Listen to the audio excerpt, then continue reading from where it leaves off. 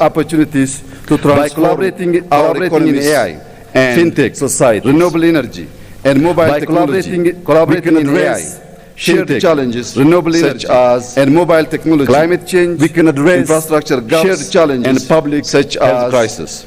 Climate change, Africa's infrastructure gaps, and public data sets are essential. Africa's for training robust and inclusive data sets AI models are essential. This for training robust and inclusive African representation in shaping highlights future the importance technologies. Of African representation in shaping future technologies. However, these advancements, it's essential to protect our data sovereignty. These advancements, digital it's essential exploitation to protect and develop data sovereignty AI solutions, prevent that digital African values, and develop homegrown AI solutions that reflect as our data sets grow, so must our capacity to harness as our data sets local and global so good. Our capacity to harness when used them for local and global AI can good. Be a powerful tool in when used prevention. Responsibly, transparent governance AI can be a powerful tool inclusive in conflict prevention.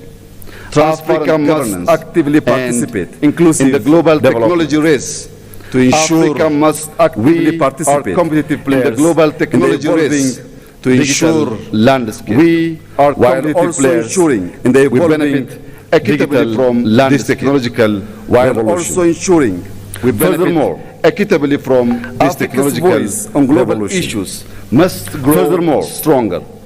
Ensuring Africa's that we have on global issues must grow governance frameworks and ensuring that we have reforms in the global governance frameworks and by empowering grassroots reforms in the global networks order and educational programs by empowering grassroots movements, digital networks and technological and educational programs. We can inspire on the digital literacy and technological innovation. This will ensure we can inspire Africa the next generation not just as a beneficiary of global advancement stands not just as a key contributor in shaping the future advancement of humanity, but as a key contributor in shaping the future the opportunities before us are immense.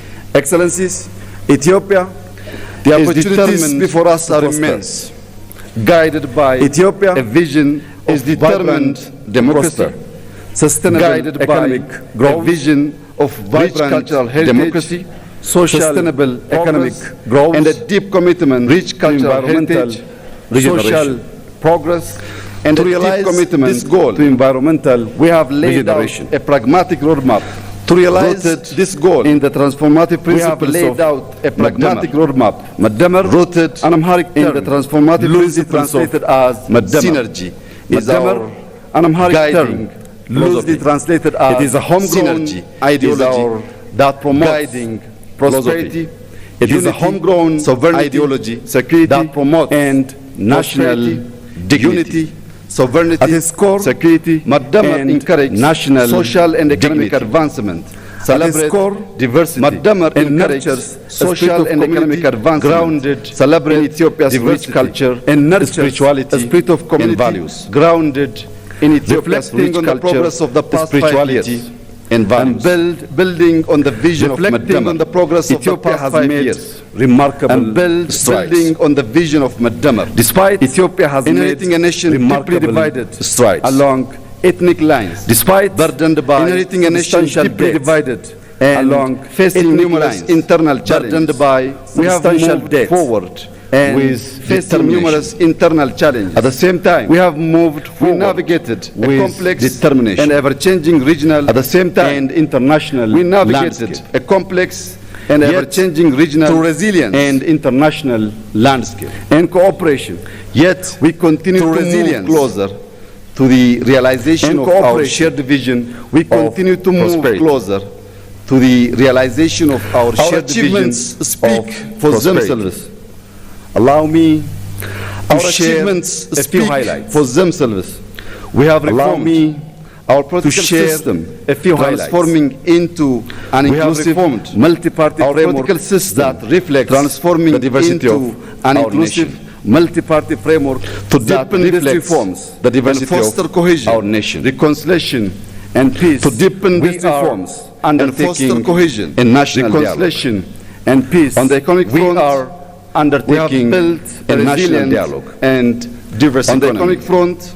Over the We past have 5 built years, a resilient and we have doubled diverse our economy. cultivated land. Over the past 5 Increasing years, crop production we have to doubled nearly our cultivated 700 land, million quintals, increasing with crop a weight production accounting nearly for 700 million of this quintals. total. With a weight accounting for have strengthened 40% food of this security, total. And driven efforts rural have strengthened development. today Food security, and Ethiopia is driven the largest rural wheat development producer today in Africa. Ethiopia is the largest wheat producer in Africa. Thank you. Through collective efforts, we have reduced external Thank you. debt by over 50%. We have reduced both external GDP debt and GDP per by capita over 50%, and tripled double government both revenue GDP in 5 years, and GDP per capita with an and tripled 8.1% government revenue in 5 years, reported in the with most recent an fiscal year. 8.1% growth Across the country, reported in the most our major recent cities are fiscal year, evolving into dynamic, across the country, culturally rich, our major and cities are sustainable evolving hubs. into in dynamic education, culturally We have rich established and sustainable 40,000 hubs. kindergartens In education, and primary schools. we have to established boost early 40,000 childhood kindergartens education and primary schools. Additionally, to boost we have early launched the program to childhood train education. 5 million coders. Additionally, to strengthen we have launched our the program to digital train economy. 5 million Furthermore, coders to strengthen we strive to our honor digital our heritage economy by restoring Furthermore, national sites, we developing strive to tourist honor our destinations, heritage and reclaiming by cultural restoring national artifacts, sites, developing fulfilling tourist our destinations, duty, and are the reclaiming guardians of cultural our nation's artifacts, treasures. fulfilling our duty. These are the accomplishments guardians reflect our nation's the unwavering treasures. spirit and resilience These of accomplishments the Ethiopian people reflect and the unwavering underscore spirit our and firm resilience of commitment the Ethiopian to people advancing and Ethiopia's underscore future. Our firm with its focus on commitment unity to advancing Ethiopia's future, innovation, with its focus on and unity. shared progress. Madagascar Cooperation can serve as a innovation guiding framework for our and shared progress Pan-African agenda. Madagascar can serve as a By guiding embracing its framework principles, for our we can forge Pan-African a path toward agenda. a more just, By equitable, embracing its and principles, prosperous future. we can forge for a path all toward a more Africans. just, equitable, Excellencies and prosperous ladies future and for gentlemen. all Africans. Let us march Excellencies, forward with ladies determination and gentlemen, harnessing the Let us limited march potential of forward our with continent determination and its people, harnessing the limited The time potential is of now our continent to and its claim people, our future.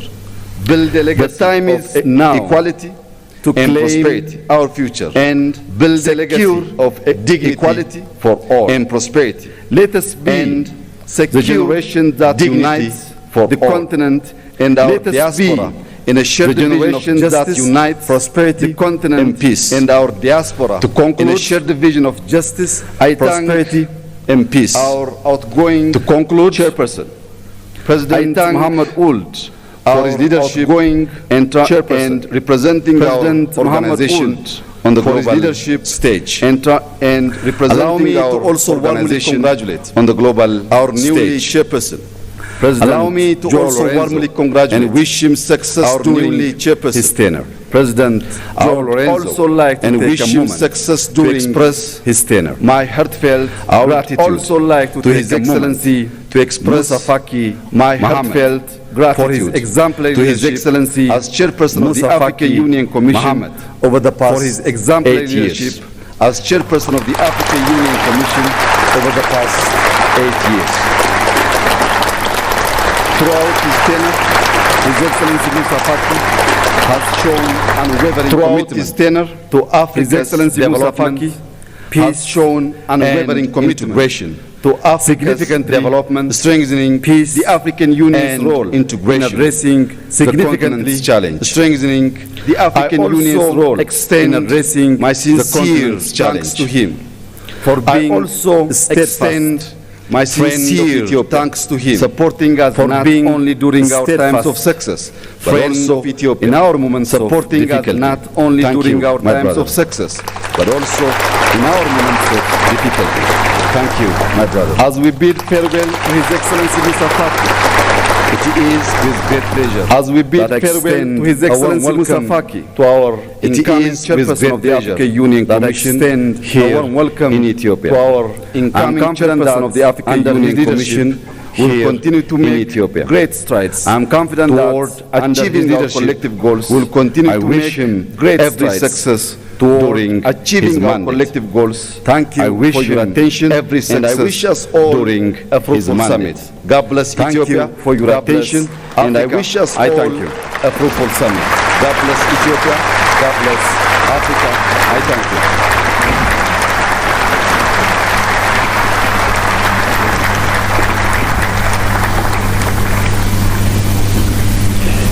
Thank you, Your Excellency, for your statement, and thank you for the generous Thank you, Your hospitality Excellency, for your extended statement, to our excellencies, and thank you heads of for the states and generous governments, hospitality as well as extended to our distinguished excellencies. delegates, Thank you. heads of states and governments, And now allow as me well to as invite distinguished with delegates. great honor Thank you. and pleasure His Excellency, And now allow me to Musa invite Faki Mohammed, with great honor Chairperson and of pleasure the African His Union Excellency Commission, Musa to deliver Faki Mohammed, his statement. Your Chairperson of the Excellency. African Union Commission, To deliver his statement.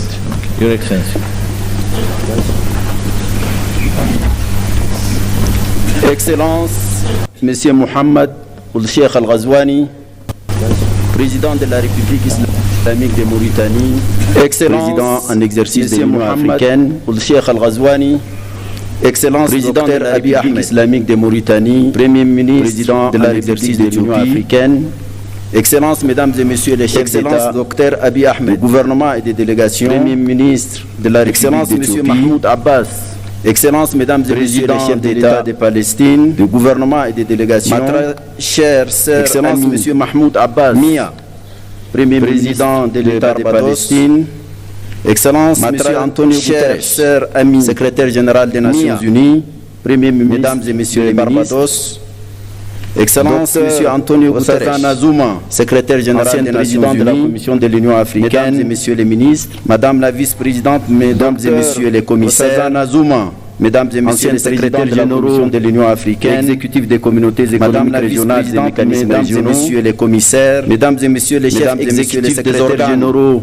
et institutions spécialisées économiques régionales et mécanismes régionaux, Mesdames et Messieurs les chefs de mission diplomatiques, exécutifs des organes, distingués invités et institutions spécialisées de l'Union africaine, c'est à la fois, Mesdames et Messieurs les chefs de mission diplomatiques, et un immense plaisir que je m'adresse à vous aujourd'hui. Pour la dernière fois, c'est à la fois en ma qualité de président de la Commission de l'Union africaine. Un immense plaisir que je m'adresse à vous aujourd'hui. Je voudrais tout d'abord, pour la dernière fois, nous sommes encore au début de l'année 2025 de la Commission de l'Union africaine, présenter à vos excellences. Je voudrais tout d'abord, vos familles et vos peuples, puisque nous sommes encore au début de l'année 2025 africaine, présenter à vos excellences vos familles et vos prospérités et de succès. Au nom de tous les personnels de l'Union africaine, exprimer mes sincères remerciements des présidents en exercice avec lesquels je voudrais aussi exprimer mes sincères remerciements dernières années. Aux présidents en exercice avec lesquels leur présidence j'ai successivement travaillé ces 8 dernières années. Abdel Fattah j'ai nommé dans l'ordre de leur présidence Ramaphosa, Alpha Antoine Félix Tshisekedi, Paul Kagame, Macky Sall, Abdel Fattah Azali Assoumani, Cyril Ramaphosa, Cheikh Al-Ghazouani, Antoine Félix Tshisekedi. En cet instant de remembrance, Azali Assoumani et Mohamed Cheikh Al-Ghazouani, Idriss Déby Itnou. En cet instant de remembrance qui en africaniste convaincu a eu l'initiative de ma candidature à la tête de la commission, paix à son âme, et qui s'est investi sans compter, en africaniste convaincu pour un tel destin pour moi, a eu l'initiative de ma candidature à la tête de la commission, a été ma qui s'est investi sans compter de ce double mandat pour un tel destin pour moi.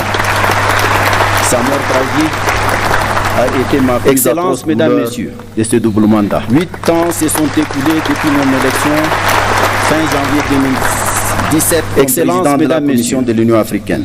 8 ans, c'est son moment chargé d'historicité, fin janvier des significations et des symboles, président de la Commission de l'Union africaine. Je voudrais m'acquitter du devoir moral, en ce moment chargé d'historicité, les grandes lignes du bilan de ces double mandats et des symboles, Grâce à ces voudrais m'acquitter du devoir moral. Je me suis profondément imprégné de vous présenter les grandes lignes du bilan de ce double mandat.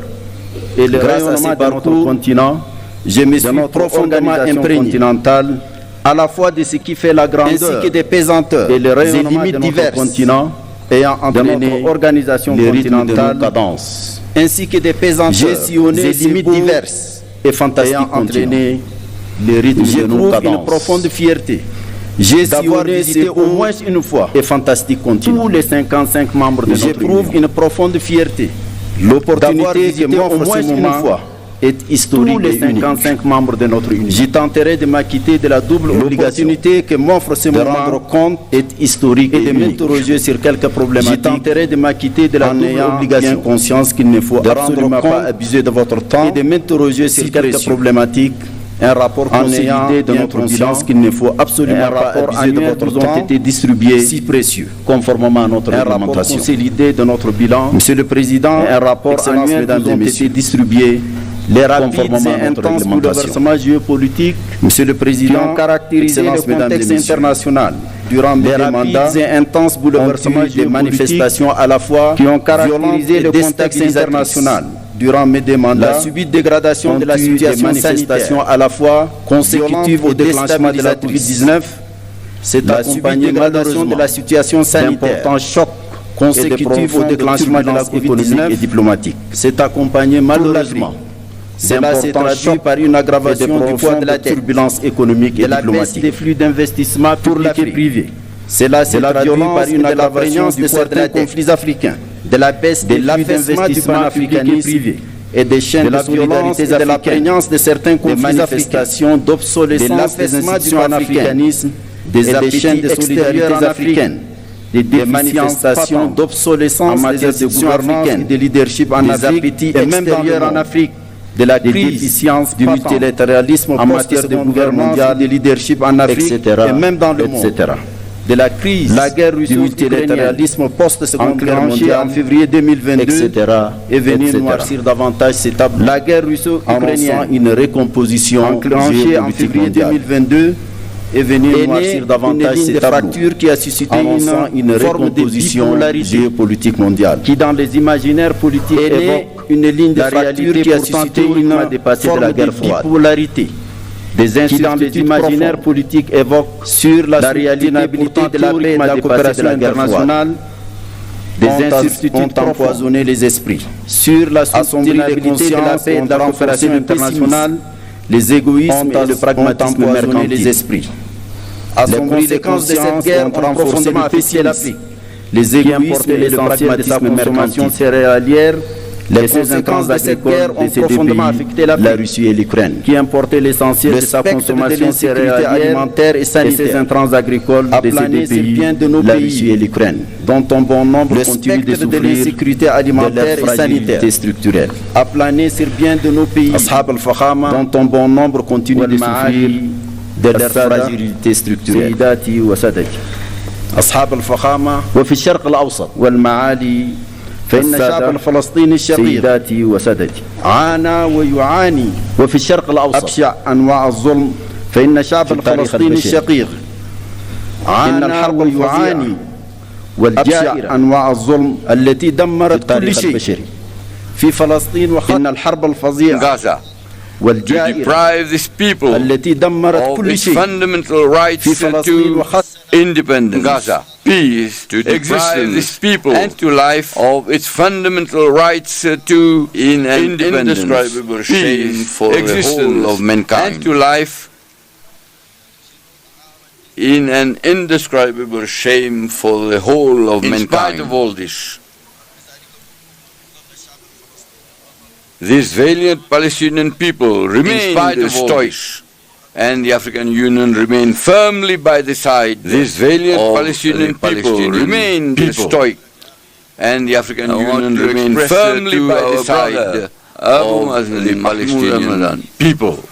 Our solidarity. This apocalyptic landscape that Palestine, the Gaza Strip, and its population in particular solidarity. This after more than a year of war, destroying all forms of life and property, continues to unfold, in particularly in almost total silence of the powers of destroying all forms of life and property, continues to unfold. The systematic deportation of Palestinians of the powers of the world, except for the call by some for the systematic deportation of Palestinians from their lands, weighs heavily despite the ceasefire and the release of hostages and prisoners. This unprecedented tragedy weighs heavily despite the ceasefire and the release of hostages and prisoners, facilitated by Qatar, Egypt and the USA, stranglehold on the universal conscience, dehumanized globalization does not leave Africa outside the hegemonic stranglehold of increased stifling, dehumanized globalization does not leave Africa outside from the excessive struggles and fragmentations reflected in proximity conflict. On the contrary,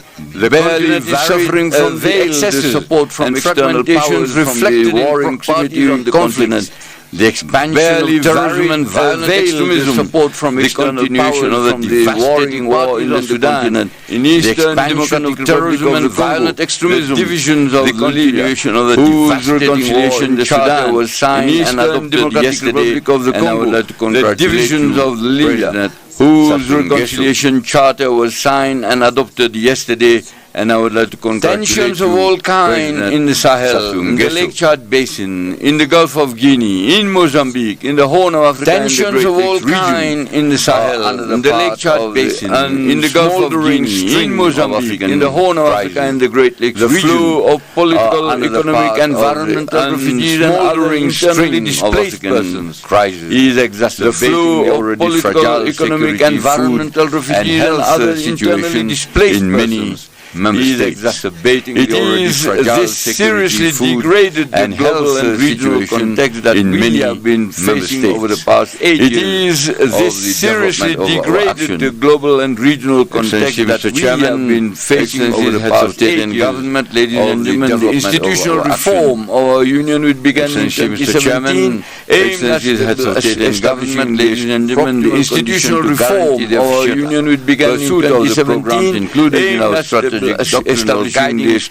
compass addition to guarantee the future for the pursuit of the better resistance included in our challenges that were identified. In this regard, the reconfiguration of the leadership for the purpose of better resistance performance evaluation process identified. Closer cooperative relationship between the African Union and the regional economic communities and the regional mechanisms, closer cooperative relationship between the African Union and the regional economic communities and the regional mechanisms to integration enacted by a new protocol, the institutionalization of the coordination summit responsible for ensuring the quality of human resources recruitment of the technical compliance with the golden rules of budgetary, financial and accounting, ensuring the quality of human resources recruited and features of the golden rules of budgetary, financial and accounting management, but is without any complacency in the salient features of this reform, new institutional map, but is without any complacency, stressing will have three of these organs, new the Pan-African Parliament map of the Union, Peace and Security Council, stressing three of these organs, the Pan-African Parliament,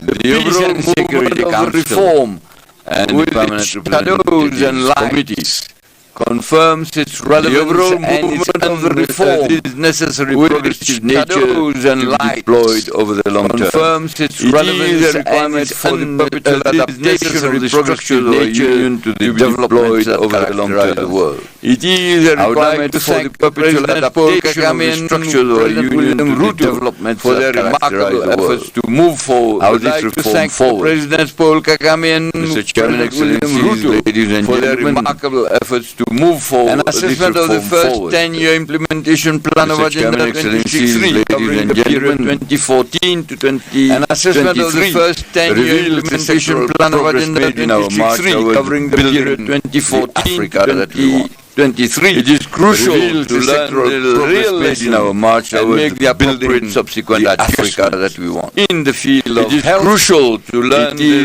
real lesson approach and make the appropriate subsequent into actions grounded in the field of health. With the outbreak of holistic COVID-19 pandemic from the ground, Africa actions crowned with established itself as the most effective instrument in the COVID-19 pandemic. Africa CDC, the worrying issue of health financing effective instrument continues to be a source of concern. Diseases. Two mechanisms for financing universal health coverage continues to be a source of concern on the continent. Two mechanisms for financing universal health coverage. Thanks to the African Veterinary Vaccine Center, malnutrition on the continent, new vaccine production laboratory was inaugurated in February 2024. Significant progress has been made in the areas of livestock laboratory was inaugurated in February 2024.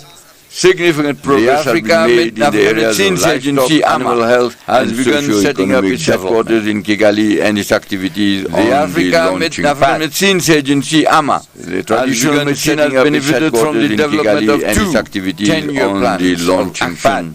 The last one running from 2025 traditional medicine has benefited from the development of two. The field of education has been driven by the desire to design a new educational system. According to the field of education has been driven by the desire to design a new educational system. According to the requirements of the world, where the major challenge has now become competition. It is in line with the spirit that diverse and complementary strategies have been developed. It is in line with the spirit the Nouakchott Conference in 2024 initiated by the current chairman Mauritania in cooperation with the African the Nouakchott Conference in 2024 initiated by the current chairman UNESCO Mauritania in cooperation with the centrality of gender and youth issues have been affirmed, including UNICEF, special envoys for women and youth. The centrality of gender and youth issues have been affirmed. The leadership of the special envoys well in the institutional universe of the leadership of the organization they deserve. Throughout the 8 years of the socio-economic development, many other crucial areas engage the attention on mining issues due to the comprehensive agriculture program and the blue economy. The development of infrastructure and mining issues, climate change, the comprehensive agriculture program and the blue economy of the continent, the development of regional integration through the implementation, climate change with adaptation and climate resilience of the continent, the regional integration through the implementation fund, which has exceeded the set target of free trade area, the effective operationalization of the peace crisis of which has exceeded the set target of $400 million, humanitarian agency, the strengthening of the visibility of the African Union through our partnership with the United Nations of the African Humanitarian Agency, the strengthening of the visibility of the African Union through our partnership with the United Nations. All have been at the center of a collective endeavor. A major architect I would like to see this opportunity. I'm here referring to Antonio Guterres, a great friend of Africa. To a major architect of this partnership. I'm here referring to Antonio Guterres, the membership of the African Union, the G20 and the BRICS, of which several African countries are members, have crowned the membership of the African Union on all these issues and the BRICS, the specialized several African Union members and the member states have carried out in-depth discussion on all these issues and outlined the specialized structure of the African Union and given concrete form to many others. Carried out in-depth discussion, Mr. Chairman, and outlined the clear prospects for some, and given concrete form. A few months ago, I sent to Your Excellency a letter relating to some urgent issues at the heart of the future of our Union. I sent to Your Excellency a letter relating to some urgent issues at the heart of the future of our Union of the Peace and Security Council, which I mentioned earlier on. And its role should be carried out on the basis of texts first of the Peace and Security Council, which I mentioned earlier on. And its role should be carried out on the basis of texts that supervise the pressing issues of our collective security and impose legitimacy if necessary the required supervise the pressing issues of our collective security and impose decisions are sometimes contrary to our own principles sanctions, and when they are not, it is very often remain dead letters. That is, decisions are sometimes contrary to our own continental organ, and when they are not considered, often remain dead letters. The decision of this central continental organ cannot be considered concept and practice of this regional economic communities in the name of the hackneyed principle of subsidiarity interpreted in regional economic communities, and partisan manner. The name of the hackneyed principle of subsidiarity interpreted brings forth the issue of unconstitutional changes of government. In this regard, I mention in the said letter brings forth the issue of unconstitutional changes of government. Either in this regard, I mention in the said letter this issue that we have only two options henceforth. Either abandon the principles that currently govern this issue or adapt them to the new realities. I think for our own credibility, the fact that we can continue to establish these principles to the new realities, while trampling on their own credibility, we should continue to establish these principles. There is nothing that eats more into our credibility than such an attitude which was recently led to a real distrust in the rules and principles, credibility that such an attitude which was recently led to a real distrust in the rules and principles, the persistent and paralyzing slump of our unbearable division in terms of representation in relation to our so-called and paralyzing slump of our unbearable division in terms of representation in relation to our so-called one of the two options that are presented to us, and which I presented in clear terms in my letter here. I'd also mention the recurring issue of the financing of our organization, and which I presented in clear terms in my letter. I'd also mention the recurring issue of the financing of our organization without any concern for how to finance an independent organization and guardian of our freedom and sovereignty, any concern for how to finance them with an independent organization and guardian of our freedom and sovereignty, cannot be depriving reduction of the initiatives of the chairperson by other Union Commission, and also harmonization with the legal and customary obligations that are now can Union Commission, and call for its harmonization with the legal and customary obligations is very simple and may be brutal. It is a question of placing our organization worthy, is very simple and may be brutal. Terrible combination of it is the question of placing our organization worthy or not before a terrible combination of factors of complexity. I wanted to raise very modestly in my letter that you are facing today. Finally going to open our eyes to the fate of organization? Very modestly in my letter, to let it are we finally going to open our eyes to the fate of organization? Excellency Mr. Chairman, Excellencies, ladies and gentlemen, it is a commonplace truth today to affirm that the concepts and legal instruments serving as a framework of analyzing, it is a commonplace truth today to affirm international that the concepts and legal instruments serving as a framework of analyzing both the structuring and explanatory virtue of current international politics, current global phenomena.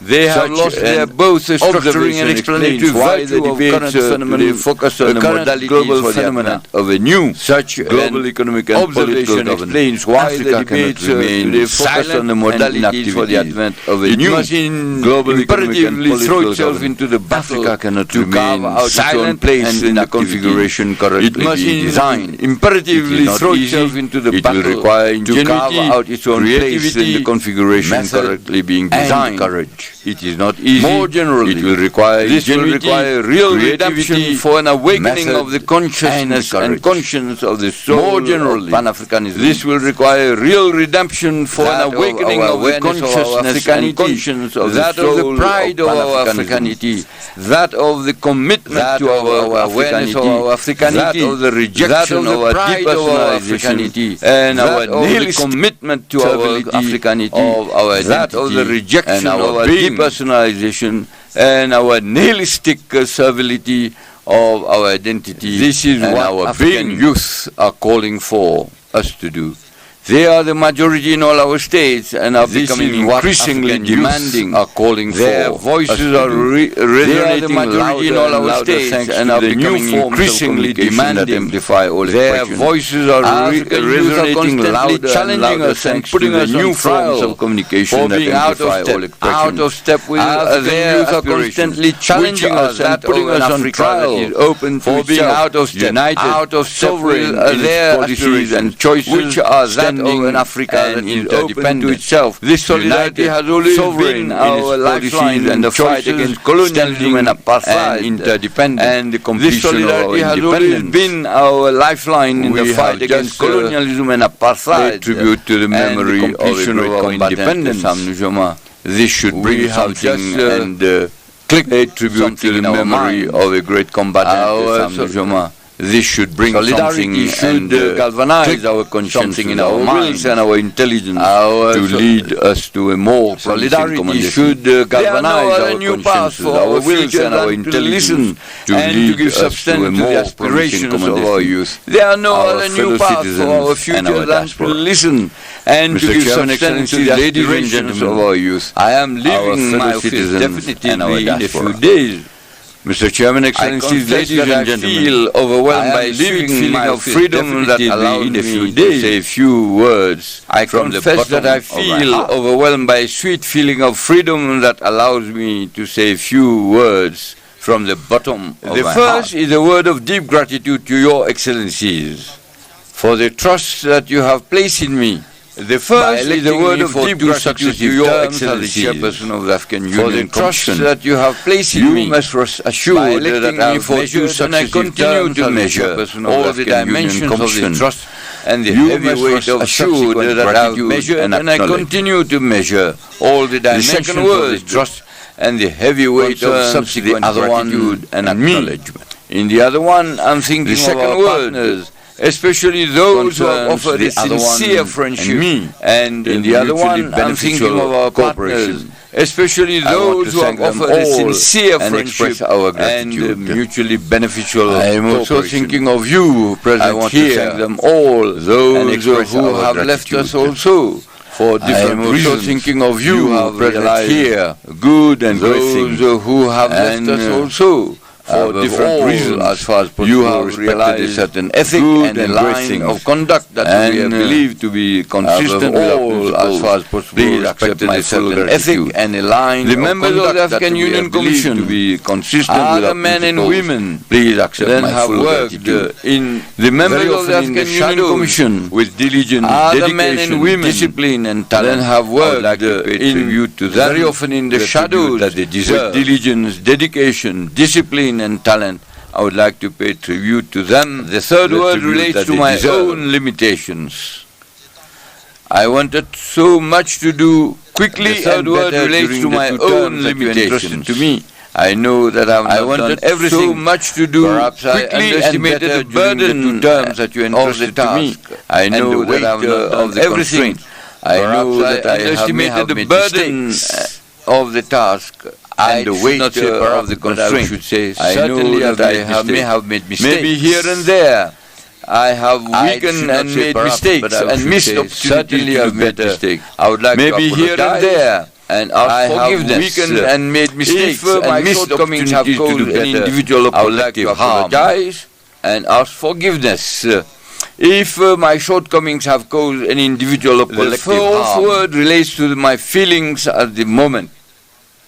I am happy to regain my freedom, but I know that relates to my feelings at the moment of the places. I am happy to regain my freedom, the women and men whom I have known, but I know that will also have the nostalgia with their age-old civilization. The women and men whom I have known, to you, my brother, dear brother Abiy Ahmed, with their age-old civilization, to you, my brother, dear brother Abiy Ahmed. Maybe we'll have another time to write the history of all this tangle of feelings and sensations. Finally, my fifth word is that of my oath to write the history of all this tangle of feelings and sensations. To serve Finally, Africa. My fifth word to is that of my oath to continue youth for whom think of Africa. We have not done enough to serve and Africa. For whom we dream do a lot. Because youth for whom we have not done enough today and for whom so we must do a lot.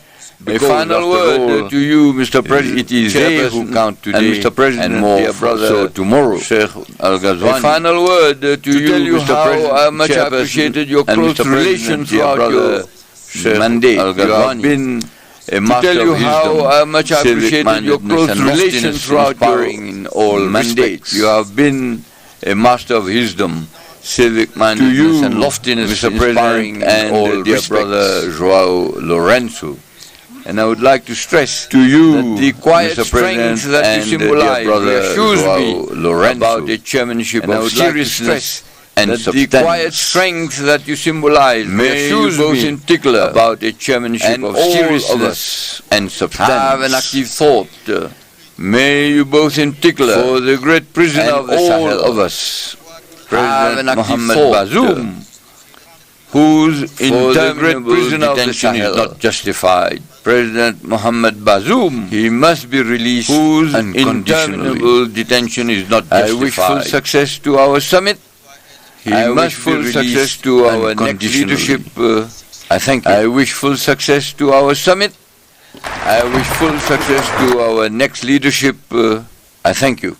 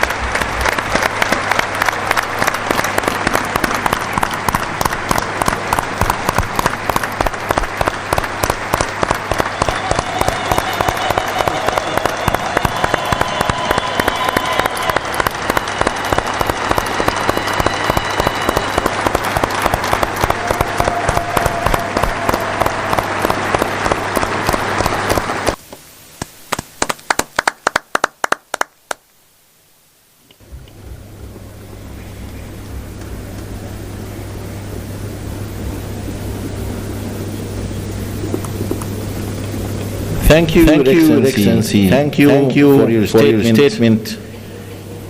Thank you for your unwavering commitment. Thank you for the dedication towards Africa's peace, development and unity. Thank you very much. I will now have the honor to invite His Excellency Antonio Guterres, Secretary General of the United Nations, to deliver his statement. Your Excellency.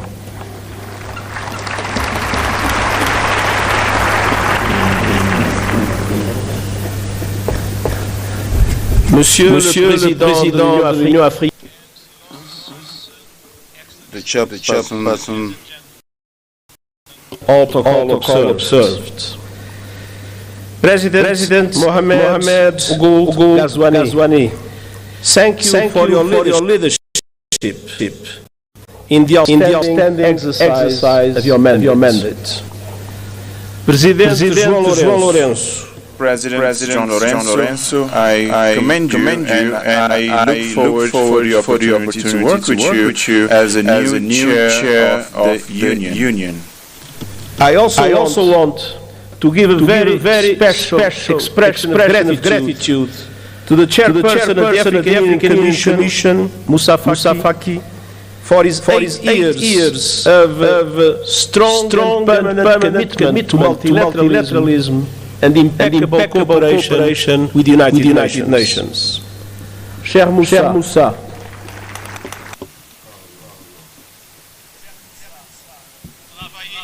Dear Moussa, working with you was a privilege, a pleasure and an honor.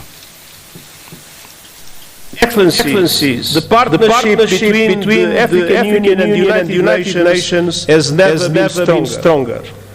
Together, we see an Africa booming with hope and possibility. You have a booming enterprising population, including the largest number of young people in the world. The African continental free trade is poised to turbocharge the region's economy. and calls to address the legacies of colonialism and slavery are growing louder, as reflected in your team this year, and as reflected in the leadership of so many passionate voices for the liberation of Africa, such as the great Dr. Nujoma of Namibia, whose life we celebrate and whose loss we mourn. The world must never forget that Africa is the victim of two colossal and compounded injustices. First, the profound impact of colonialism and the transatlantic slave trade. The roots stretch back centuries, and the bitter fruit continues to affect Africans and people of African descent to this day. Decolonization alone in itself was not a panacea. Political independence did not free countries from structures based on exploitation and decades of economic, social and institutional underinvestment. It is high time for reparatory justice framework to be put in place. Second, Africa was under colonial domination when today's multilateral system was created, and that injustice endures. Look no further than the United Nations Security Council. There is no excuse that Africa still lacks permanent representation in the 21st century. I will keep working with the African Union and all member states to ensure the representation Africa needs and the justice we deserve, including with two permanent members of the Security Council. And we will keep pressing together for an international financial architecture that is no longer outdated, dysfunctional and unfair. Correcting age-old injustices is essential to address here and now challenges. And the good news is that we have many of the solutions we need. Last year, you helped drive effort at the United Nations with the Pact for the Future. And I thank Africa for its support that was vital to approve the Pact. Our task now is to make those commitments a reality. South Africa's G20 chairmanship could not come at a better time. Let me point to four areas for action. First, we must push for peace, security and alleviating appalling levels of human suffering. Sudan is being torn apart before our eyes and is now home to the largest displacement crisis and famine. As we near the holy months of Ramadan, it is time for an immediate cessation of hostilities. And the international community must come together to stop the flow of weapons and the bankrolling of bloodshed. In the Democratic Republic of the Congolese people have been suffering yet again from a brutal cycle of violence. And the fighting that is raging in South Kivu as a result of the continuation of the anti-offensive threatens to push the entire region over the precipice. Regional escalation must be avoided at all costs. There is no military solution. The deadlock must end, the dialogue must begin, and the sovereignty and territorial integrity of the DRC must be respected. The conclusions of the recent joint EAC SADC summit offer a way forward, with a renewed call for an immediate ceasefire and new momentum for regional efforts based on the Luanda and Nairobi processes. Now is the time for swift implementation. And you can count on the continued support of the United Nations, including MONUSCO. In the Sahel, The clear and present terrorism is undermining peace, security, and sustainable development. And in Somalia, we are urging predictable funding for the African Union support and stabilization mission, and I hope our voice will be heard by the Security Council. And as we gather here in Africa, I know all our minds are also very much on Gaza. A resumption of hostilities must be avoided at all costs. The Palestinian people have suffered too much. I welcome efforts by the parties to abide by the ceasefire agreement and urge action for a permanent ceasefire and release of all hostages. Peace is possible in the Middle East, and that starts with tangible, irreversible and permanent progress towards a two-state solution. Israel and Palestine living side by side in peace and security. Excellencies, on all fronts, we stand shoulder to shoulder with the African Union to advance security, stability, human rights, and rule of law. Excellencies, second, we must keep working together to deliver the AU 2063 agenda and the 2030 agenda for sustainable development and drive action on finance. African countries pay up to 8 times more to borrow than developed countries, and 20 are in or at risk of debt distress. The Pact for the Future supports an international financial architecture reform to reflect today's economy, ensuring fair representation and urging effective action on debt relief. And I will stand with Africa as a matter of justice and to right the historic wrongs. Excellencies, third, the climate crisis. Climate disasters are tearing across Africa, destroying lives, upending livelihoods, devastating economies, and inflaming conflict. At the same time, the renewables revolution is unstoppable, and Africa is poised to become a global clean energy powerhouse. Yet, today Africa receives just 2% of global renewables investment.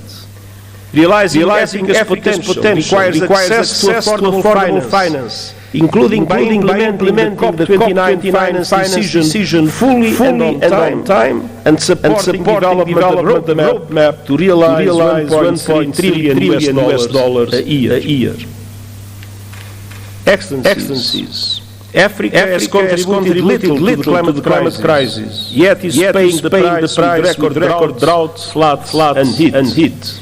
Climate justice requires a massive investment in adaptation, with the international community bearing an enormous responsibility.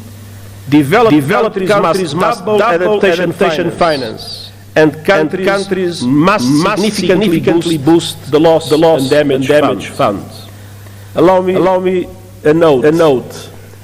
When the loss and damage fund was created, the pledging conference that took place has allowed for an amount that is equivalent at the highest contract for a basketball player in the United States. It is absolutely necessary to make the loss and damage fund an effective instrument to support developing countries in adaptation. And we also need justice when it comes to your abundant critical minerals. Too often your countries are plundered, bound to the bottom of the chain as others grow rich on your resources. The work of the United Nations panel on critical energy transition minerals is designed to help embed justice, sustainability and human rights across the value chain. Africa's minerals must benefit Africa's people.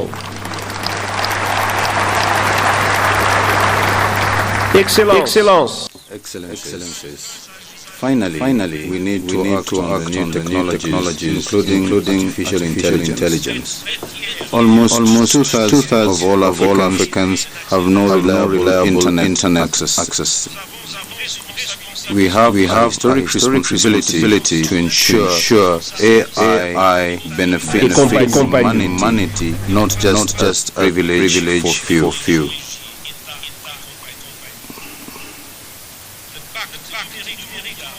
The global digital pact shares the ambitions of the African Digital Compact, universal connectivity, capacity building, and responsible AI governance.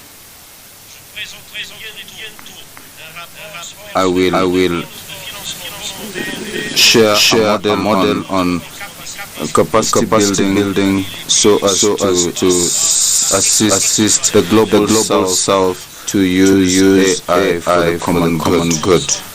Together, let's ensure these commitments are honored.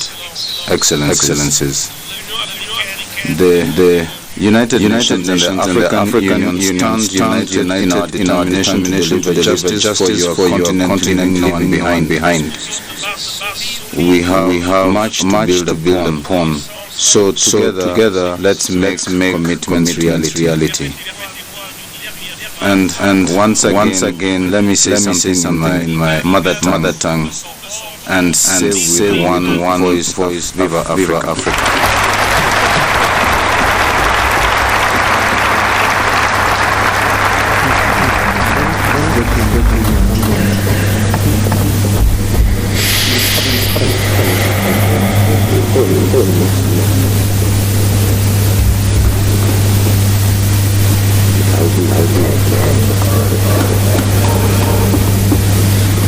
Thank you, Your Excellency, for your statement.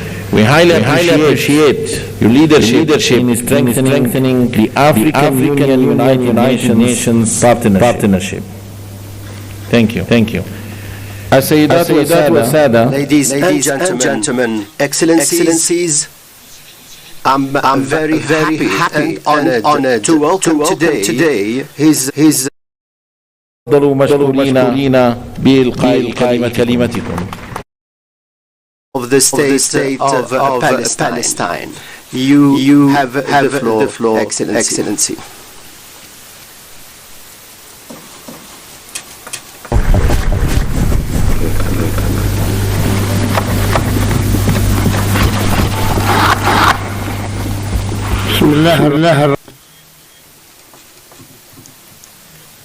Excellency Mohammed Wild al-Ghazwani, President of the Republic of Mauritania and the Chairperson of the African Union. Excellency Prime Minister of Ethiopia, Mr. Abiy Ahmed. Excellency Musa Faki, Chairperson of the African Union Mission. Excellency Mr. Antonio Guterres, Secretary General of the United Nations. Excellencies, ladies and gentlemen, good morning to all of you. At the outset, I wish to extend our congratulations to Excellency President João Lourenço, President of the Republic of Angola, for becoming the chairperson of the African Union for the year 2025. We wish him full success. We extend our thanks to His Excellency President Mohammed Wild al-Ghazwani for his chairmanship of the previous session of the African Union. I'm very happy to meet once again with you and on behalf of the Palestinian people.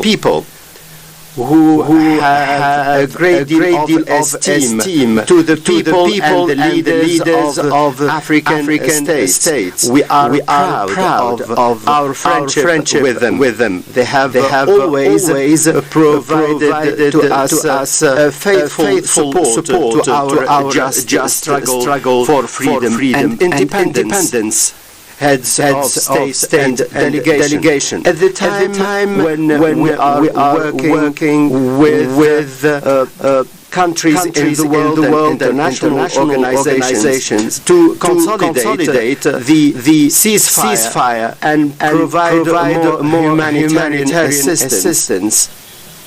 And at a time when the state of Palestine is fulfilling its mission in the Gaza Strip to assist the refugees and to go back to their areas and to provide the living conditions for our people.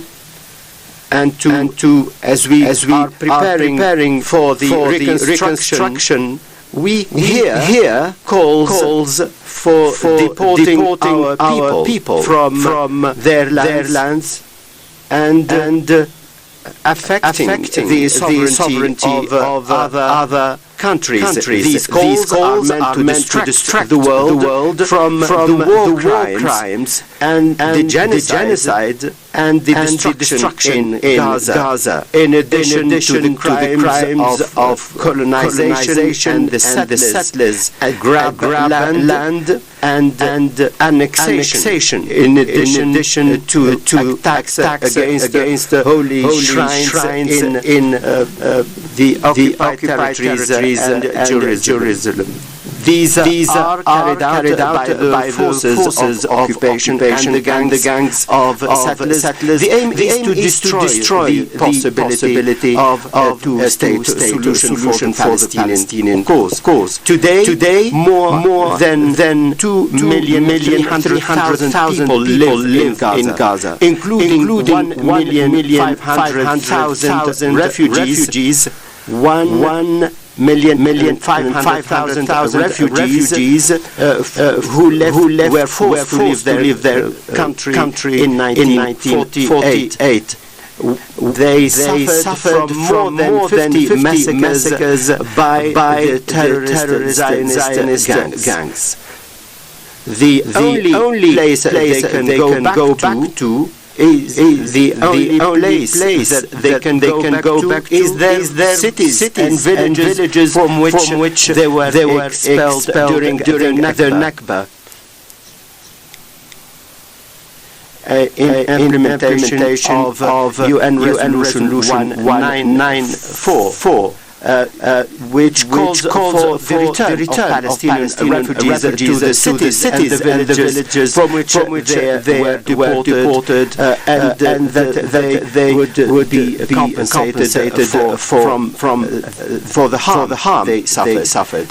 We reaffirm our complete rejection for all the calls aimed at deporting the Palestinian people from its land. This will keep the region in the cycle of violence instead of going to peace creation. It is an illusion for people to believe that they can have a new century agreement or to deport our people by occupying our land. In this regard, we hail the positions of the countries that rejected the calls for deporting our people from their land and stood by our side to defend their rights. We highly hail the position of the African Union and member states in this regard. The Israeli colonial practices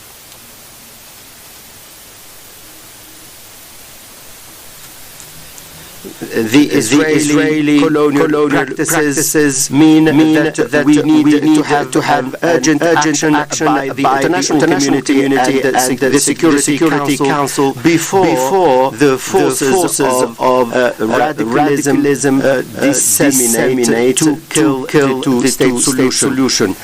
Heads of state and delegation, the Palestinian cause is the cause of people seeking freedom and independence. Our commitment to international legality and the side agreements, including the implementation of the vision based on a two-state solution, mean that we need to end the Israeli occupation that occupies with military power the land of the state of Palestine and its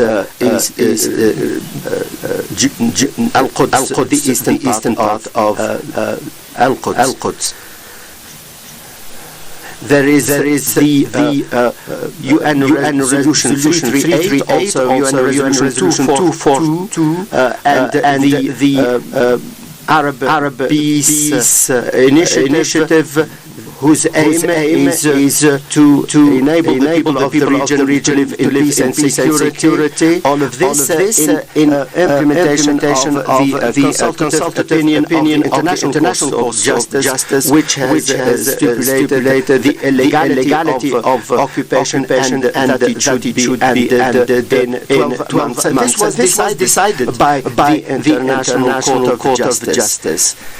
There's also the decision by the UN General Assembly and the call for a conference that will take place in Geneva next month. I call upon the AU member states on this occasion to participate in this important conference.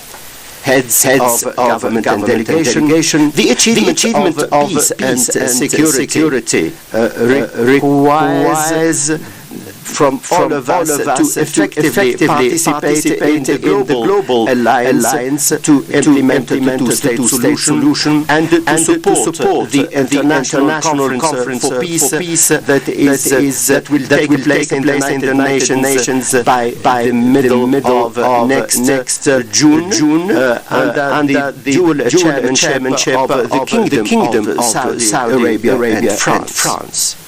This will be an opportunity to mobilize international resources for the international recognition of the state of Palestine and to obtain full membership in the United Nations. We have not been able to achieve this because of the vetoes of the United States.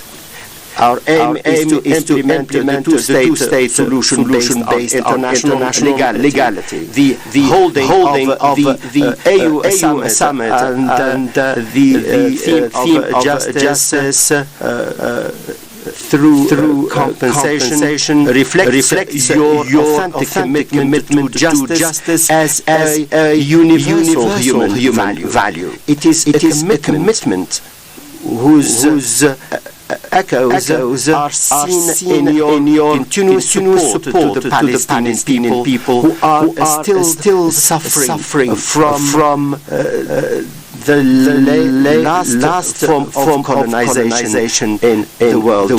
We are the only ones living under colonization.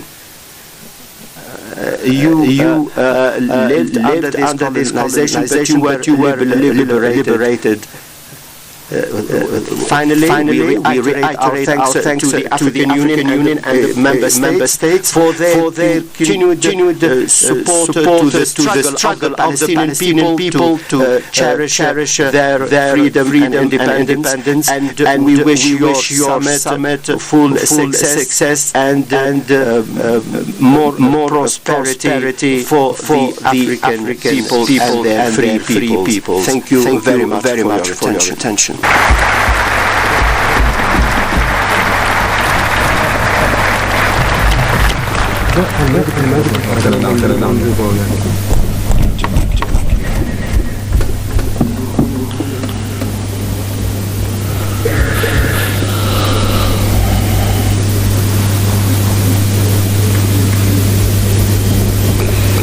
شكرا. Thank you, Excellency, President of the State of Palestine, Abu Mazen, for your statement, your participation, Mr. President, confirms the continued support of the African Union to the Palestinian cause, in full support. We invite His Excellency Muhammad Sheikh Al-Ghazwani, President of the Islamic Republic of Mauritania and Chairperson of the African Union, to deliver his opening remarks. Excellency.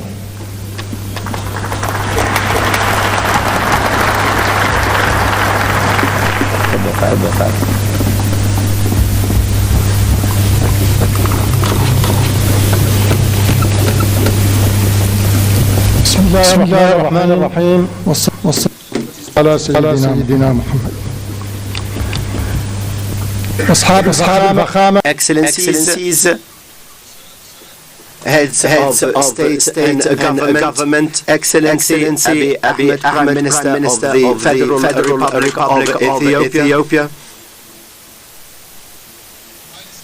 Excellency Musa Faki Mohammed, Chairperson of the African Union Commission, Excellency Antonio Guterres, Secretary General of the United Nations, Excellency Mahmoud Abbas, President of the State of Palestine, Mrs. Mia Mutli,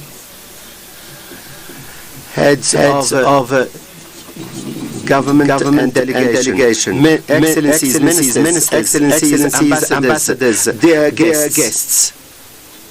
At the outset, I wish to extend my thanks to the government and the people of Ethiopia for the efforts made to hold this summit. We thank them for the support and the hospitality accorded to us in this beautiful city of Addis Ababa, which saw the establishment of our organization as inspired by the founding fathers to have an Africa that is peaceful and united. I'm very happy to reiterate my thanks to my brothers, the presidents of the member states of the African Union for the honor bestowed in me for chairing this organization throughout my mandate. I also extend my thanks to the presidents of countries and who are with us to attend this important meeting at the beginning of 2025. This raises a number of questions. Thank you, Excellencies, heads of government. My chairmanship of the African Union has taken place at an international period that is highly sensitive. This also coincided by adoption of the second decade plan within the framework of Agenda 2063. It represents a plan for development for member states and the regional economic communities and the various organs of the African Union.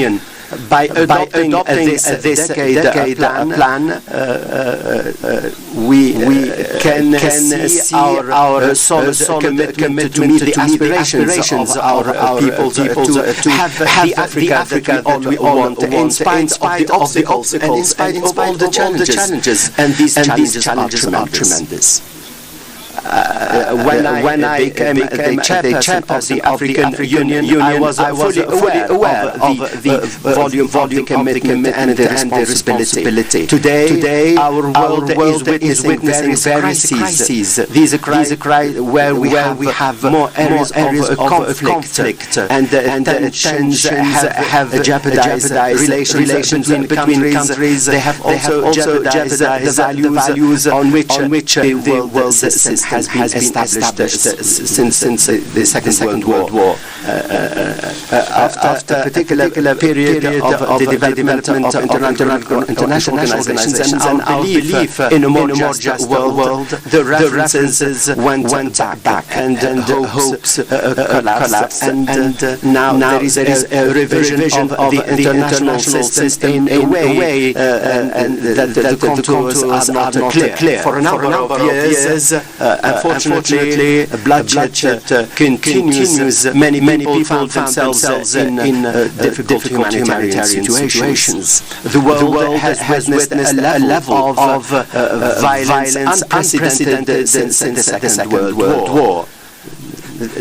Palestine is what Palestine is facing is a good example of this. This global situation is made more complex and complicated by the wars in Africa. These crises, global and continental, have had a negative impact on the efforts of development in our continent, where there are tremendous challenges such as poverty, unemployment, and the weakness of health systems and the weak economic structures, in addition to the impact of climate change, dissemination of terrorism. All of this is having an impact on peace and security. It is destroying the social fabric of our communities. In my previous speech, I committed myself to work on these challenges, and I worked during my term on respecting the rules and regulations of the African Union. All of this in full harmony with the AU Commission and the regional economic communities and the regional organs. Our aim was to consolidate the efforts of peace and to reach peace on the basis of dialogue by supporting the valuable efforts made by Excellency Nkasso, President Nkasso, at the head of the African High-Level Committee on Libya. I also continued work with President Paul Kagame and President Tshisekedi to deal with the situation in Eastern DRC. In 2024, Mauritania hosted the third meeting to consolidate the peace initiative in Sudan. We also met General Al-Burhan on the 13th and the 14th of January 2025. And the aim was to end the hostilities in Sudan and to protect its peoples and territories.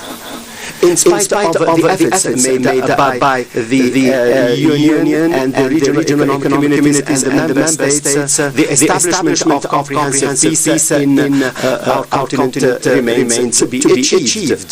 Therefore, I call for the implementation of the decisions made by the Malabo decisions in 2022. On the basis of the work of the PSC, and this can be done at four levels: harmonization, financial sustainability. All of this will meet the ongoing security challenges. All of this will enable us the possibility to explore more effective solutions to achieve peace and security. We need to identify appropriate mechanisms that should enable us to settle the challenges of peace and security. In this context, we need the efforts of each one of us as part of a collective effort in order to meet these challenges. Excellencies, ladies and gentlemen, we gave a great deal of attention to the agenda of development during our term. We endeavored to mobilize resources by organizing or participating in a number of meetings. We organized with His Excellency Samuel Ruto in the Nairobi summit to support the resource mobilization. We consolidated this with our work with President Hassan Ouattara on the occasion of the Economic Summit held in Abidjan. This represented a landmark in resource mobilization for our organization. The efforts of support have led to renewing the mobilization of resources. We also participated in the work of the mobilize more resources from Korea for the benefit of development. The volume reached for Africa from $5.5 billion to $10 billion, in addition to $14 billion to finance exports from countries investing in our continent, in addition to the fourth edition of the China-Africa Summit at the level of the heads of state. China declared to devote $50 billion to boost development in our continent.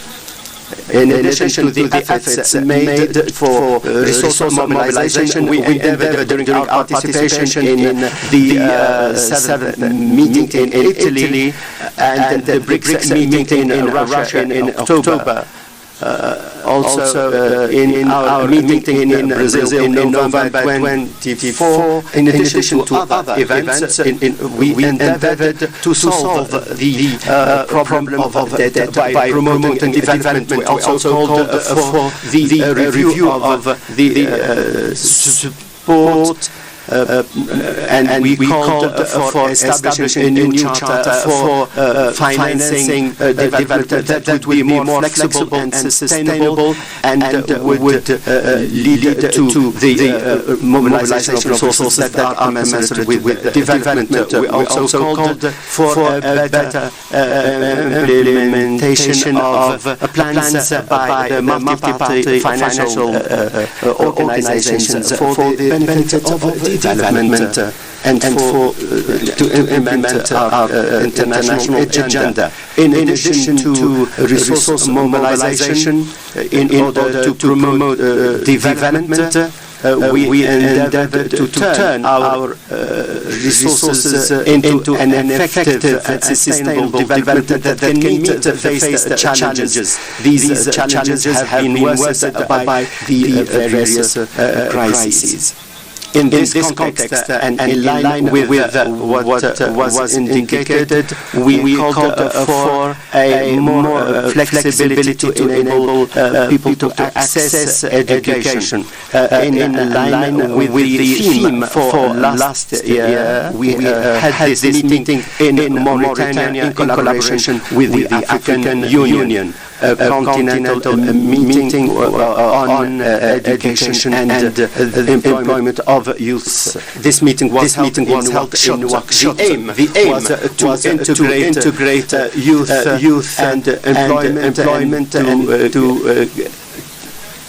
youth represent the majority of the people, and these face the dangers of violence, radicalization, and migration. I call the summit to adopt the Nouakchott Declaration because it calls for sustainable education to support peace and security, and to create jobs, to reduce unemployment and precarity. African youth an effective educational and training system. They also like other African citizens need health systems that enable them to have access to good quality health care. This will enable them to deal with rising health issues as witnessed in our continent, such as the small cholera and the like. In this context, I would like to hail the work carried out by Africa Center in dealing with the sudden health crisis. I congratulate Dr. Jankaya for the pioneering work in this regard. Today, I will present detailed report on this issue. Excellencies, ladies and gentlemen.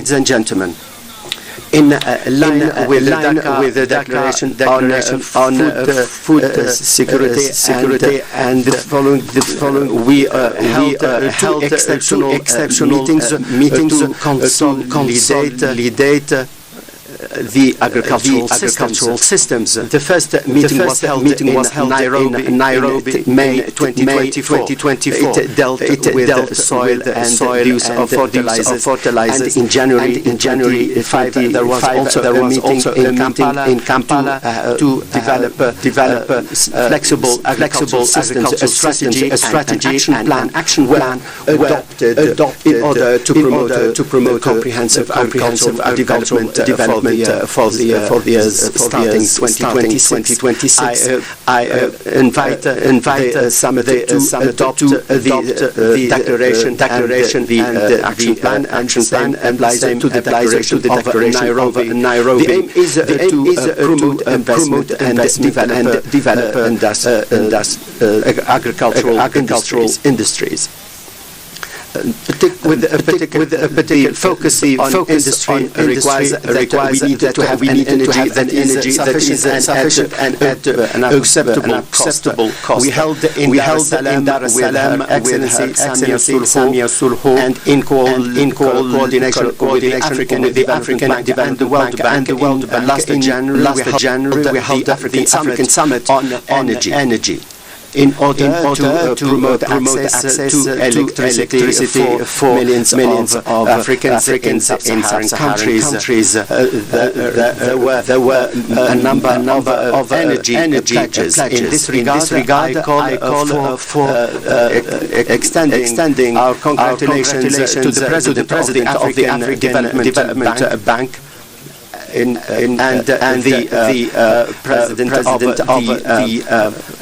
World Bank for their efforts to within the framework of this ambitious partnership within the framework of this ambitious development efforts in the continent. To support energy plays an important role in dealing with climate challenges. Energy plays an important role in dealing with climate challenges on our countries.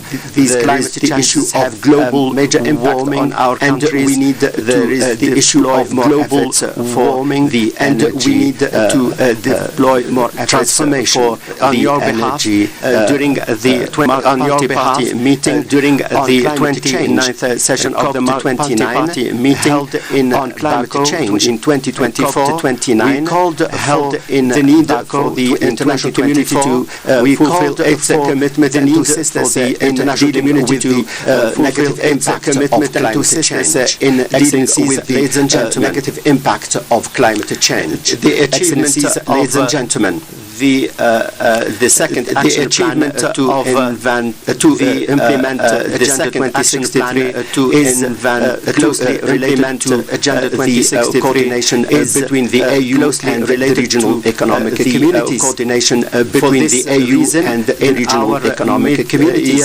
Coordinating committee in Accra, we focused on integrating coordinating committee in plans in continental programs to achieve African complementarity and to make its voice continental programs to achieve African complementarity to make its voice enable us to have a common position that will enable us to effectively participate in the position that should enable agenda that should effectively participate in the development of international agenda that should focus on events. We defended the rights of the African continent. All these events we defend representation in the Security Council. We also called for a review of its representation in the Security Council. We also called for a review of the international rules of governance, and there were clear commitments to work on them in the various meetings, and there were the effectiveness to work on them in the various meetings. But the joint effectiveness work of the follow-up that we need to continue the structural transformation of our continent. You all know that we need to continue the structural transformation of the questions raised by the structural transformation. The questions raised as by the principle of structural transformation. This is implemented in addition to the distribution of the nation, and how this is implemented in addition to the distribution of we held an extraordinary meeting of the executive council. Sensitiveness of this issue, we held during an extraordinary meeting there was a decision council to see how during which there was a decision of alternation to see how we can apply the principle of alternation between the regions to have a just line with this the region reformist in spirit line with this on the reformist skills we worked within the African Union. This skills an extraordinary meeting of the Executive Council was held in November 2024 of the Executive Council to make a decision on the best ways to make a decision on the best ways to carry out this operation, following solutions to this issue. It established a clear roadmap to this process. It established a clear roadmap to continue this process. Ladies and gentlemen, in my initial speech, in my initial the need to overcome the challenges, and the need indicated that this could only be done, and I indicated that this could only be done by on the basis of our common destiny, on the basis of our common destiny. In order to achieve our noble objectives, in order to achieve, reiterate the same objectives issue today, as I reiterate the same chairmanship issue to His Excellency President João Lourenço, to His wishing him full success, President João Lourenço, wishing him full success with the mission he is entrusted. Express my readiness to I continue express my readiness supporting him. I should seize this opportunity to extend my thanks. I should seize this opportunity to extend the chairperson of the African Union Commission. I hail his leadership of the African Union Commission. I hail his leadership skills. I thank him for his valuable support during this. Extend during my thanks to the members of the African Union Commission and the members of the African Organization and the various organs of the organization. I'm being able to serve for my African continent, being able to serve, be its voice in international meetings, be its voice in international fully convinced of the capacity of our continent to achieve the objectives of Agenda 2063, to more determined objectives of Agenda 2063. I'm more determined to reiterate my congratulations to President João Lourenço. I reiterate my congratulations to President João Lourenço. I wish our summit full success. Long live the African Union. Long live full success. Long live the African Union and prosperous. I thank you very much for your attention. Independent and prosperous. I thank you very much for your attention.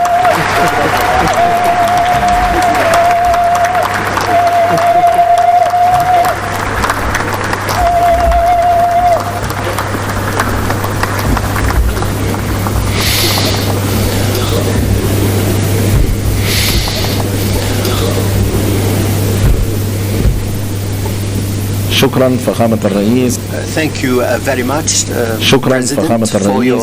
Thank you very much, President, for your Allow me to invite the gentlemen now His Excellency Ambassador Yusuf Mundoha, His Excellency Ambassador Yusuf Mundoha, the Union of Comoros to Ethiopia and Ambassador representative of the Union of Comoros to Ethiopia and permanent representative Dean of the African Ambassadors in Ethiopia to introduce Dean of the African Ambassadors in Ethiopia, the African Union Assembly, the new bureau of this session of the African Union Assembly for this session.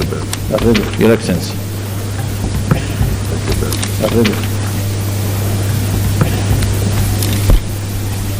Excellency.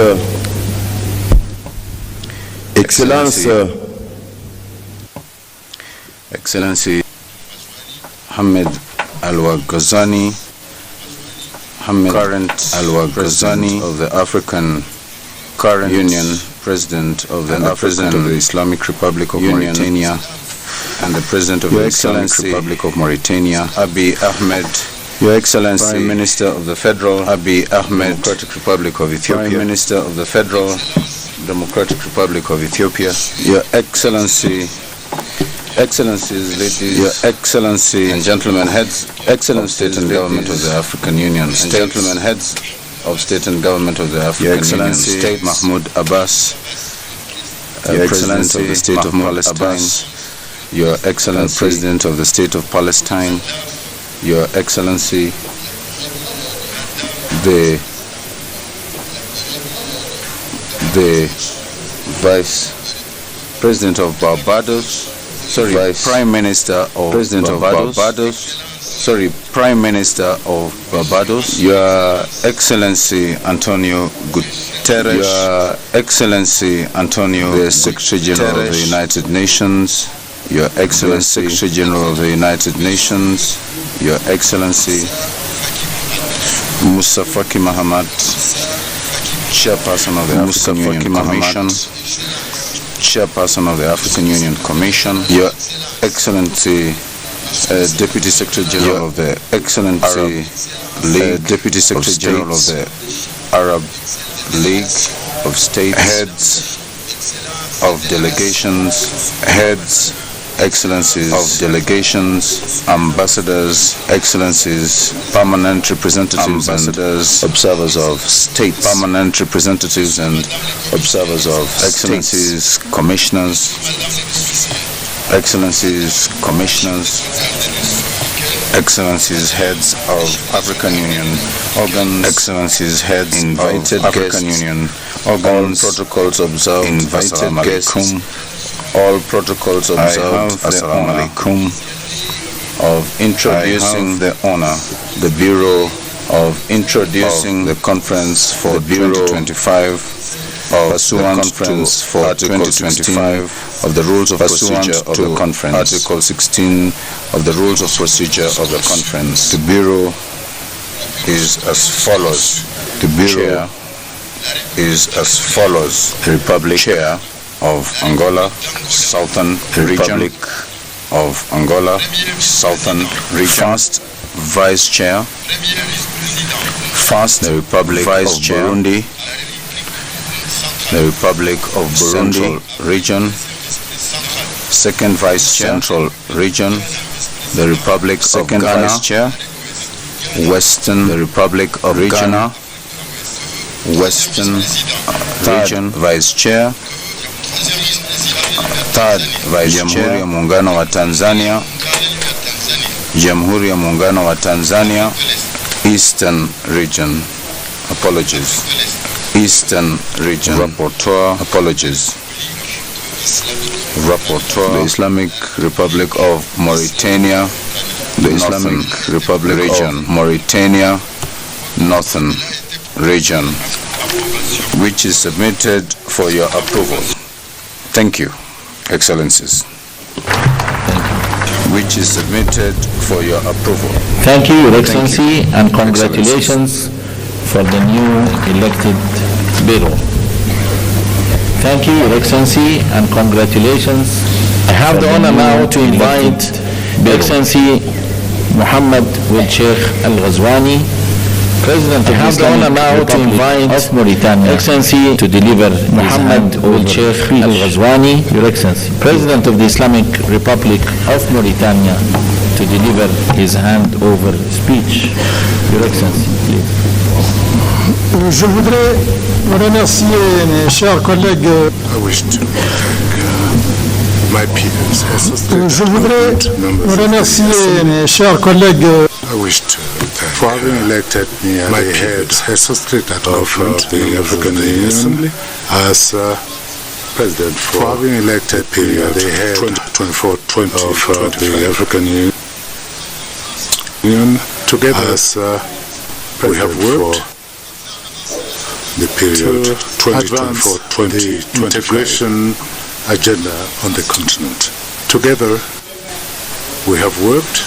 I wish to thank you for all the support. Advance the integration agenda, the unflinching support that you gave me.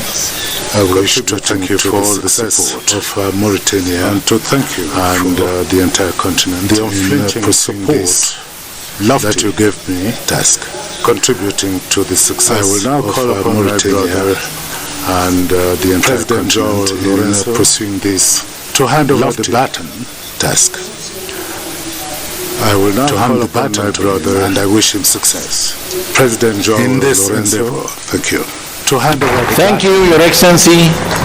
And now I have the honor to welcome His Excellency João Manuel in this endeavor. Lorenzo, President of the Republic of Angola, the new chairperson. And now I have the honor to welcome His Excellency handover ceremony in the high table. You are welcome, Lorenzo, President of the Republic of Angola, the new chairperson of the African Union, for the handover ceremony in the high table. You are welcome, Your Excellency.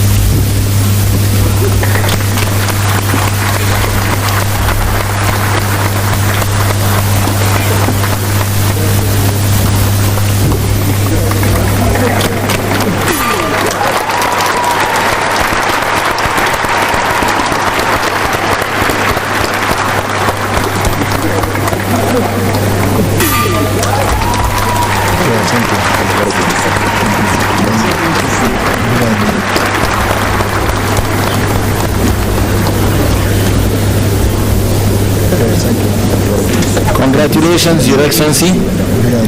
Allow me now to call His Excellency João Manuel Lorenzo, President. Congratulations, Your Excellency of Angola.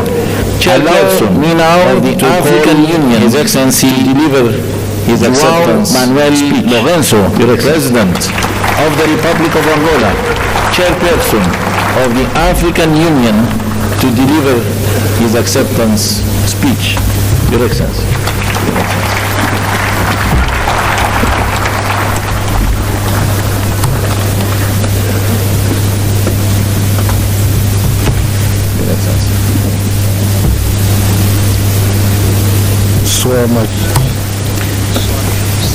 His Majesty Mswati III from the Kingdom of Eswatini.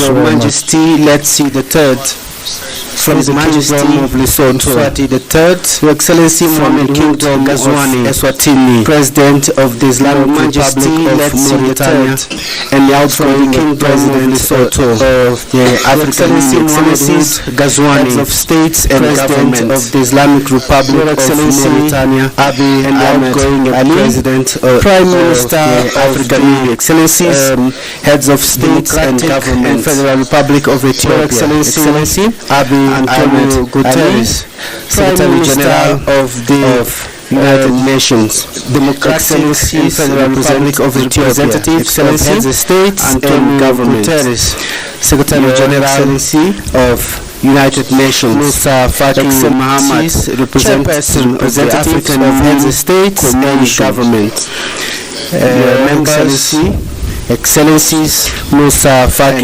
Mohammed, Chairperson of the African President of the Palestinian Authority, members, and our guest of Excellencies, Member President of the Diplomatic Corps accredited of the Addis Ababa Palestinian Ladies Authority, and our guest of honor, I would like Excellencies, Member of the Diplomatic Corps accredited in Addis Ababa, Excellency Ladies Prime Minister Abiy Ahmed from the Republic on the Democratic and Federal Republic of Ethiopia, and his people for His Excellency again Prime Minister Abiy Ahmed from the Republic each year in Democratic and Federal Republic of Ethiopia, and his people most important meeting of the African Union. I would like to thank them for the warm welcome in Australia in February that was accorded to host since our arrival in meeting beautiful African Union. I would like to thank them for the warm welcome in hospitality that was a president of the Islamic Republic of Mauritania and the beautiful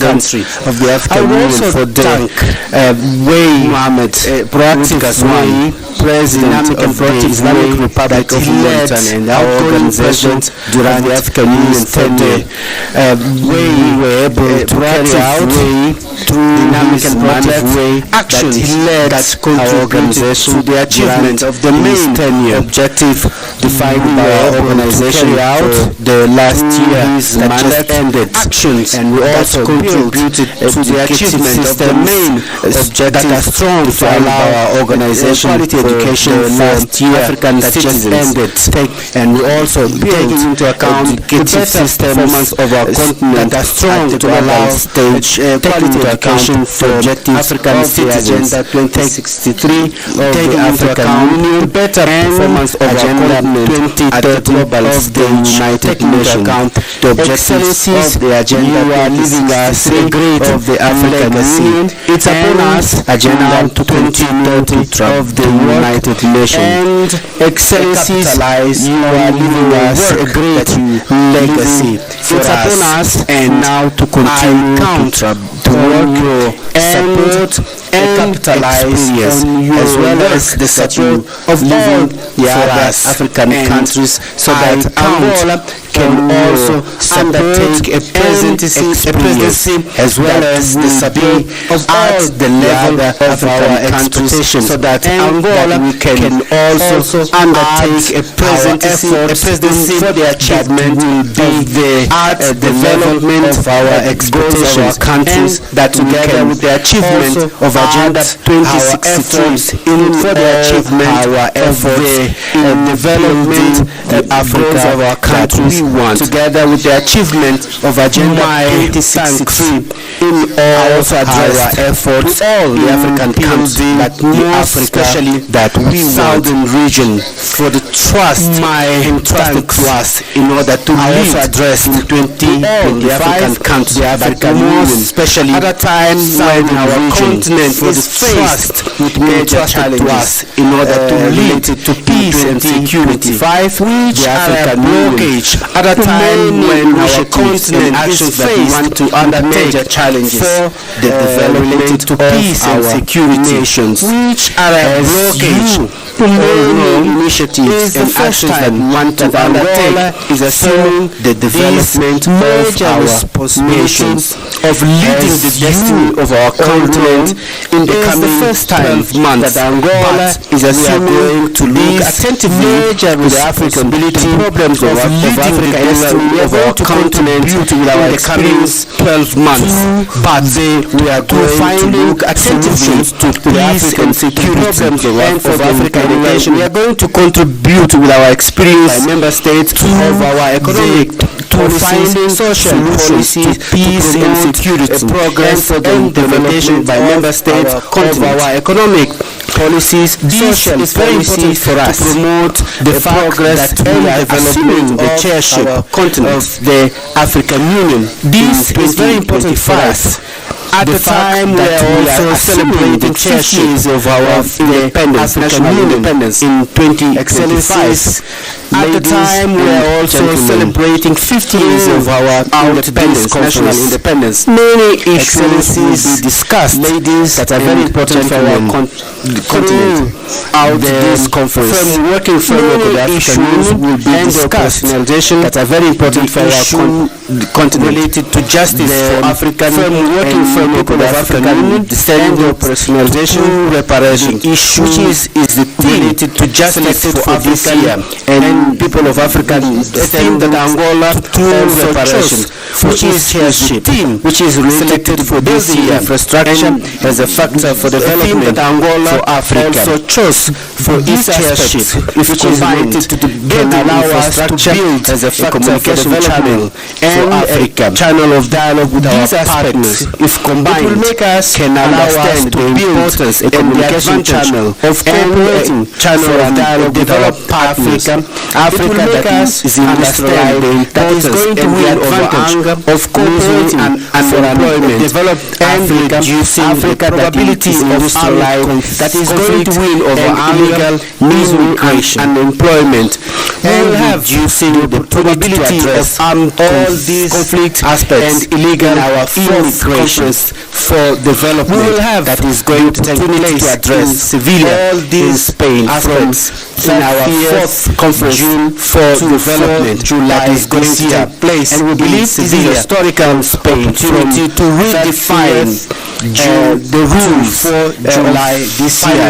We believe this is a historical justice opportunity to redefine, taking into account the rules, the commitments from previous conferences that were not fulfilled and inclusion, especially taking into account Monterey consensus from previous conferences that were not fulfilled declaration. The fourth special civilian conference Monterey to address the challenges that we had in the funding declaration. The fourth and civilian conference is going to address the challenges that we are facing in the funding for development, fiscal justice, promoting relief, adoption of innovative solutions, reforms in financial such as global fiscal justice and social relief. These are going to deserve our attention so that we can financial and global position that can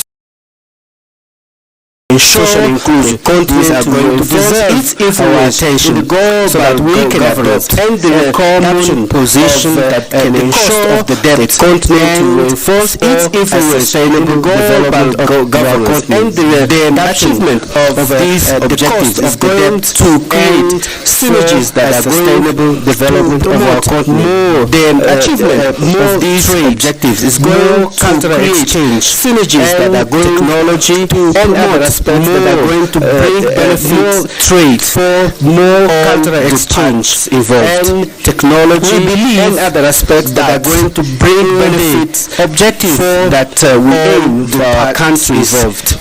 We believe issues that in the objectives that we prioritize our countries in fundamental infrastructures that railways for roads, airports, priorities, especially in fundamental infrastructures, railways, roads, stations, and ports are essential for the industrialization of our continent and supply to improve the living conditions of our people that are essential for during industrialization of our continent, our presidents of the African living conditions of our people from today, we join to work together with presidents of the African institution. We are going to assume from today a plan to work together with all the members of our institutions, together with our partners, so that the African Union Commission can be able to establish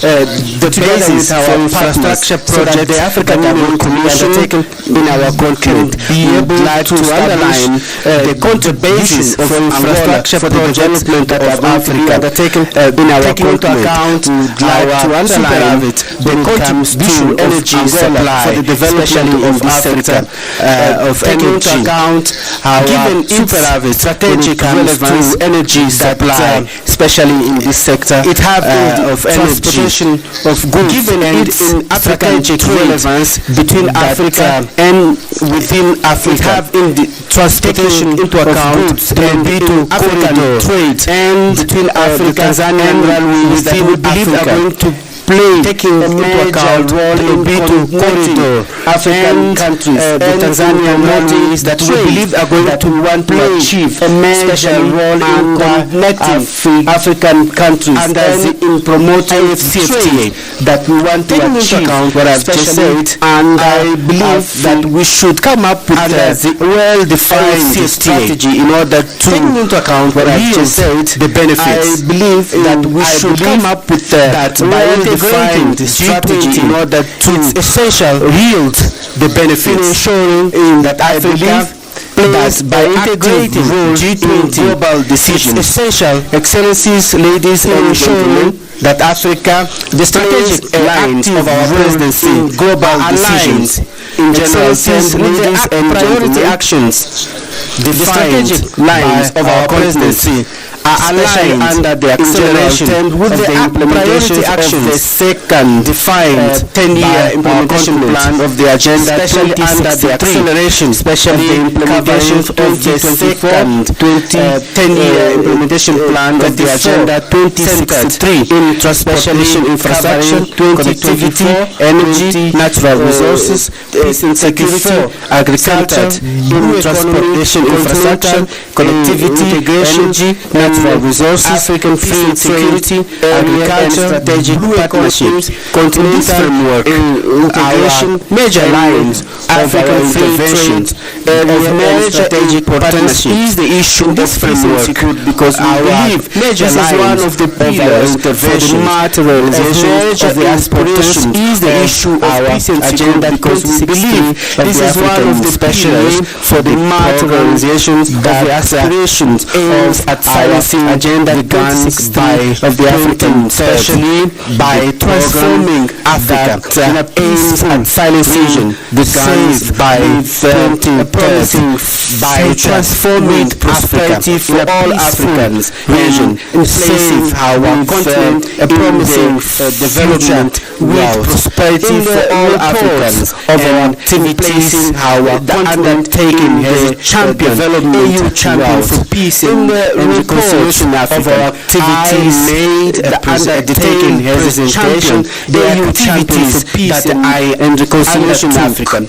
I made a detailed presentation of the activities in our continent, and especially in the eastern region of the achievement of democratic in our continent. I will also present in my vision what I believe that is essential to take into account. I will also present to put my vision to the conflict what I believe that is essential and in order to take into account in the future in order to put an constitutional change of government in Africa in invasion and the address of neighboring countries of unconstitutional change of government have major challenges related to occupation of neighboring countries resulting from climate changes, major challenges related to natural disaster, resulting from other diseases that are affecting us, and calling us to unite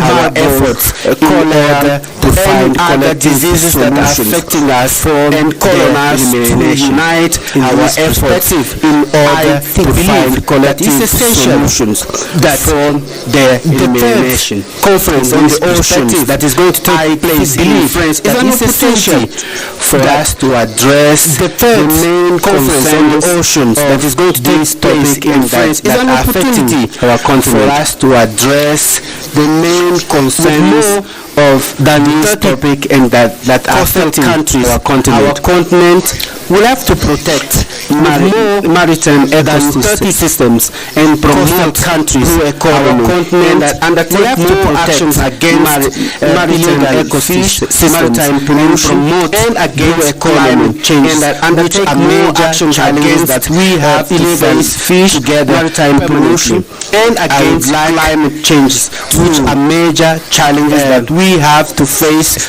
together. That this conference, I would like to contribute to reinforce our coastal resilience and building conditions. This conference mobilize international funding for sustainable projects, coastal resilience and building conditions to mobilize international funding for sustainable projects. And during the Angolan presidency, we are going to work in coordination with the African Union Commission to mobilize the Angolan financial resources to work through coordination with the African Union, our member states, to mobilize financial resources and necessary contributions to the realization of projects and programs of continental level, and reducing our necessary resources for the realization of projects and program funding of continental level, and reduce ladies and gentlemen for external funding. Global excellencies, ladies and gentlemen, very challenging global landscape, especially living challenge in our global and landscape Eastern Europe, a very challenging global landscape, despite with the challenge in our continent, and show is that by combining our middle efforts and joint force, we are going to overcome these challenges. By combining our efforts and joint force, we are going to overcome these challenges of the problems that affect Africa, that we dream of country in this context, that I believe the problems that are affecting our humanity. Act together in this context, the United Nations, that we should be more inclusive and more aligned together the challenges and the opportunities. The United Nations and will be the reform of the United Nations should more aligned to the challenges and priorities for our continent, and the reform of the United Nations should reform our commitment, priority, the consensus of Ezrin. It is very important declaration of 2005, our commitment with the permanent members of the right of veto and other declaration of 2005 for 2 seats as permanent members with the right of veto and other privileges that are related to the seats. I would like to call on you your best contribution, so that our excellencies of our continental organization that call on you assume your best contribution, so that our inner climate of our continental organization, that the dynamics that is necessary today, this long part can happen in a climate of understanding the transformation of Africa as a continent is necessary. Reach and long prosperous that it together allow for the transformation of Africa as a continent that Excellency Musa Faki Mohammed's people allow me to address my vote of thanks to His Excellency Musa Faki at the Mohammed for their excellent outgoing commissions, their mandates at their mandates of at the Commission for the excellence of Africa. I wish out their mandates are new coming of our common house of Africa. I wish mandates and endeavors, and I appeal coming that the Pan-African success and the ideas of our mandates, funding endeavors, and I appeal the future of our continental and the ideas of our founding fathers hereby to lead the future of our continental organization functions. I would like to hereby accept chair of the African Union, and that our tears today for having lost our chair of the African Union, and that our tears today be transformed in strength that will help us achieve. The child Samanyom will be transformed in strength that will help us achieve the challenge that are ahead of us. Thank you very much for your kind attention. Thank you, Your Excellency. Thank you, Your Excellency.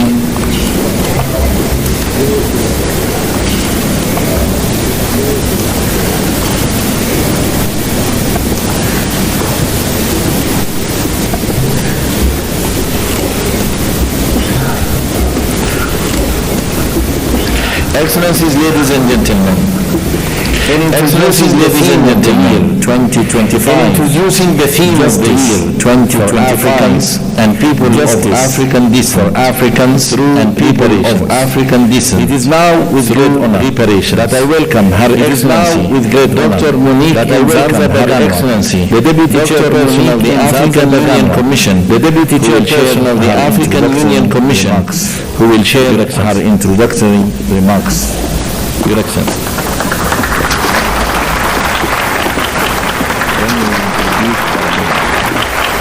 Then we will introduce Carbon. Thank you. Your Excellency, the Chairperson of the African Union, the Chairperson of the African Union, Excellencies, Your Majesties, Heads of State and Government, Excellencies, Heads of State and Government, the Chairperson of the African Union Commission, the Chairperson of the African Union Commission, in the interest of time, ladies and gentlemen, to stand in the interest of time, allow me to stand on already established protocol. Over the past centuries, the voices of Africans and people of African descent, the voices of Africans and people of African descent have echoed in various quarters with justice. A singular demand. Justice for the millions who were forcibly uprooted from their homes, who were forcibly uprooted from their homes, whose lands were plundered, for those whose lands were plundered, and dignity was stripped away. And dignity was stripped away. For the generations and that continue to face economic, that continue to face and political disenfranchisement, and political disenfranchisement stemming from historical wrongs. I draw my term in office as Deputy Chairperson of the African Union Commission, Chairperson of the African Union Commission. A unique opportunity is offered to me. A unique opportunity is offered to me, my teams, and one of my teams to you. SIDO, the 2025 theme of the year, the 2025 Justice for Africans of the year, and people of African descent, and people of African descent.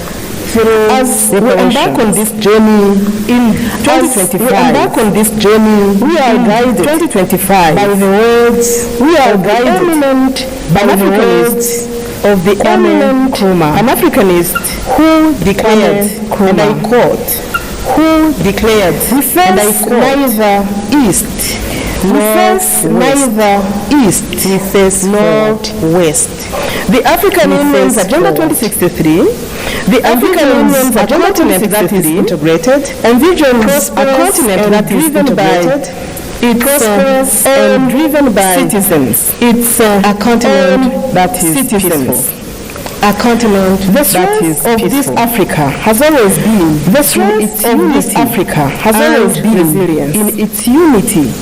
At this moment, we stand at the precipice of history. We stand at the precipice of history. We shall pave the way to a more just. We shall dignify for a more just for Africa, and dignified the future for Africa and Africa's global diaspora and Africa's global diaspora. Your Majesties at large. Your Excellencies. Your Majesties. As I conclude. Your Excellencies. Since as I conclude the one to deliver the high-level message, we have two leaders. To deliver the high-level message, we have two leaders. But let me take this opportunity to thank all our stakeholders who have joined all our stakeholders with us, who have joined with us, and our champion President Ghana, for inspiring the African Union, for inspiring the African Union. I wish to thank you, my dear brother Musafaki. I wish to thank you for your leadership, my dear brother Musafaki. But for your leadership and support. Acknowledge that our teams our teams around this theme around especially I wish to recognize two ladies. Especially I wish to recognize two ladies. Cabinet Chairperson from your cabinet, Angela from CEDAW. You did an amazing Angela work. From CEDAW. You did an amazing work. Special appreciation goes to Her Excellency Prime Minister of Barbados and Prime Minister of the Telecom Authority and Chair of the Telecom Authority from home to another all the way to join us in today's launch. To join us now in today's launch, Your Excellency. May I now come to the podium, Your Excellency, and address this August assembly. To come to the podium and address this August assembly. I thank you.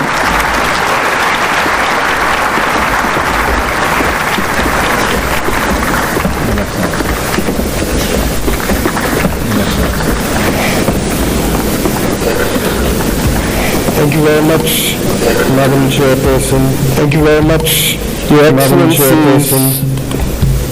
Your Excellency, and start Chairperson of the African Union, and start President of the African Union, President of Angola, Prime Minister of the Federal Democratic Republic of Ethiopia, and Prime Minister of the Federal Democratic Republic of Ethiopia, and our host, Your Excellency, outgoing Chairperson of the African Union, Your Excellency, outgoing Chairperson of the African Union of Mauritania, and President of the Islamic Republic of Mauritania, Your Excellencies, Heads of State and Government of the African Union, Your Excellencies, Heads of State and Government of the African Union, Your Excellency, the President of the Palestinian Authority, Your Excellency, the President of the Palestinian Authority, Secretary General of the United Nations, Secretary General of the United Nations, Your Excellency Musafaki Mohammed, Commission, Chairperson of the African Union, Your Excellencies, former Heads of State and Heads of Government of the African Union, former Heads of State and Heads of Government of the African Union,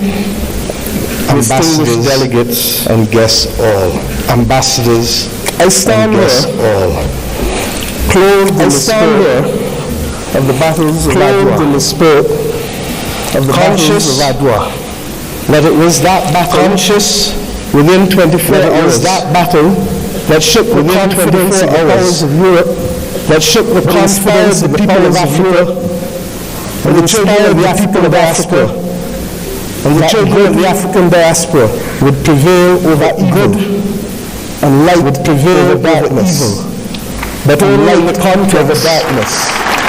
But only in the context of our unity. I stand here, unity, conscious that it was that battle, that conscious that it was that Pan-Africanism, that forged the beginnings of Pan-Africanism, movement for independence and the destruction of the colonial powers, for independence and the destruction of the colonial powers, development of power, but the first step, development of political independence. But the first steps of political I stand here conscious and buffeted. I stand here conscious by the dreams and works of the great Pan-African pioneers. By the dreams and works of the conscious Pan-African pioneers of the Caribbean. Conscious that as a children we have long dreamt for the moment of unity. We have long dreamt for the moment of Africa. With our brothers and sisters of Africa, that was secured by those whose success and secured by those whose success and survival depended on separation of us, ability for us to act rather than one common people, and the ability for us to act as one common people. Our relationship, you can say, was embryonic. Our relationship, you can say, was embryonic. As been and as related as we have been. As long as it has been and as related as we have been. And it is up to us, sporadic. And it is up to children of independent states, as The children of independent history of separation shall be our future. Whether the history of separation shall be our future, can be our inspiration. Or whether the spirit of the challenges can be our inspiration to confront the challenges of a new world. Yes, I stand here as a daughter of Africa. Yes, I stand here as a daughter of Africa. As a proud Prime Minister of Barbados. As a proud Prime Minister of Barbados, which is the first landmass that you reach after you leave this great continent of Africa. A country which became a hub for the wrong reasons. A country which became a hub for the wrong reasons. To share with you to Ethiopia that we can be a hub now Africa for the right reasons. That we can be a hub now for the right reasons between our two peoples. I stand here as the proud chairman of CARICOM, I stand here, the Caribbean community, chairman of CARICOM, recognizing the Caribbean community, a member of the sixth region of Africa, as a member of the sixth region of Atlantic destiny. We have come to reclaim our Atlantic destiny. We have come to ensure that the very futures of our people, that the very futures of our people once again be determined by a middleman who will once again be determined by the middle passage is one that sees our people at the bottom of the ocean, passage is one that sees our people on the fields of the plantations of the Caribbean, on the fields of the plantations of the Caribbean, but instead that it will be a future, but instead that sees our people, that it will be a future people, that sees our people, and that will determine the future. That it is we who determine in future, forge, that it is the manner in which we cooperate, forge, the manner in which we cooperate, rather than simply being victims of a past history. Rather than simply being victims of a past history. I stand here equally, as the chair of the G20, 70 countries across the world that are climate vulnerable. 70 countries across the world that are climate vulnerable. This great continent of Africa. 40% of whom recognizing that it is only through unity that we can recognizing that it is only through unity of our generation confront the existential crisis of our generation. The Secretary General of the United Nations has already laid Secretary General of the United Nations has already laid many of the iniquities that we continue to face in spite of the iniquities that we continue to face in spite His Majesty Haile Selassie, who His Majesty Haile Selassie, who shall be no first popularized second-class citizens, that there shall be no first popularized second-class citizens. Words popularized by Bob Marley, appropriately recognizing the context in which he spoke, appropriately recognizing the context in which he spoke, for generations until it is achieved. Must be ours for generations until it is achieved. He told us that there would be war. He told us that there would be war. Second-class citizens. If they were first-class and second-class citizens. There would be war. If the color of our skin was more significant than the color of our eyes. If the color of our skin was more significant than the color of our eyes. We see here in the continent to conflict. The continued born out of necessity to conflicts, differences, born out of a mad grab, differences, resources, not born out of a mad grab for resources, not for the benefit of others who seek to use our people as pawns, for the benefit of others who seek to use our people as pawns in the determination of their own future. But we stand here as proud people. And we have to stand here as among ourselves. And we know the difference between right and wrong.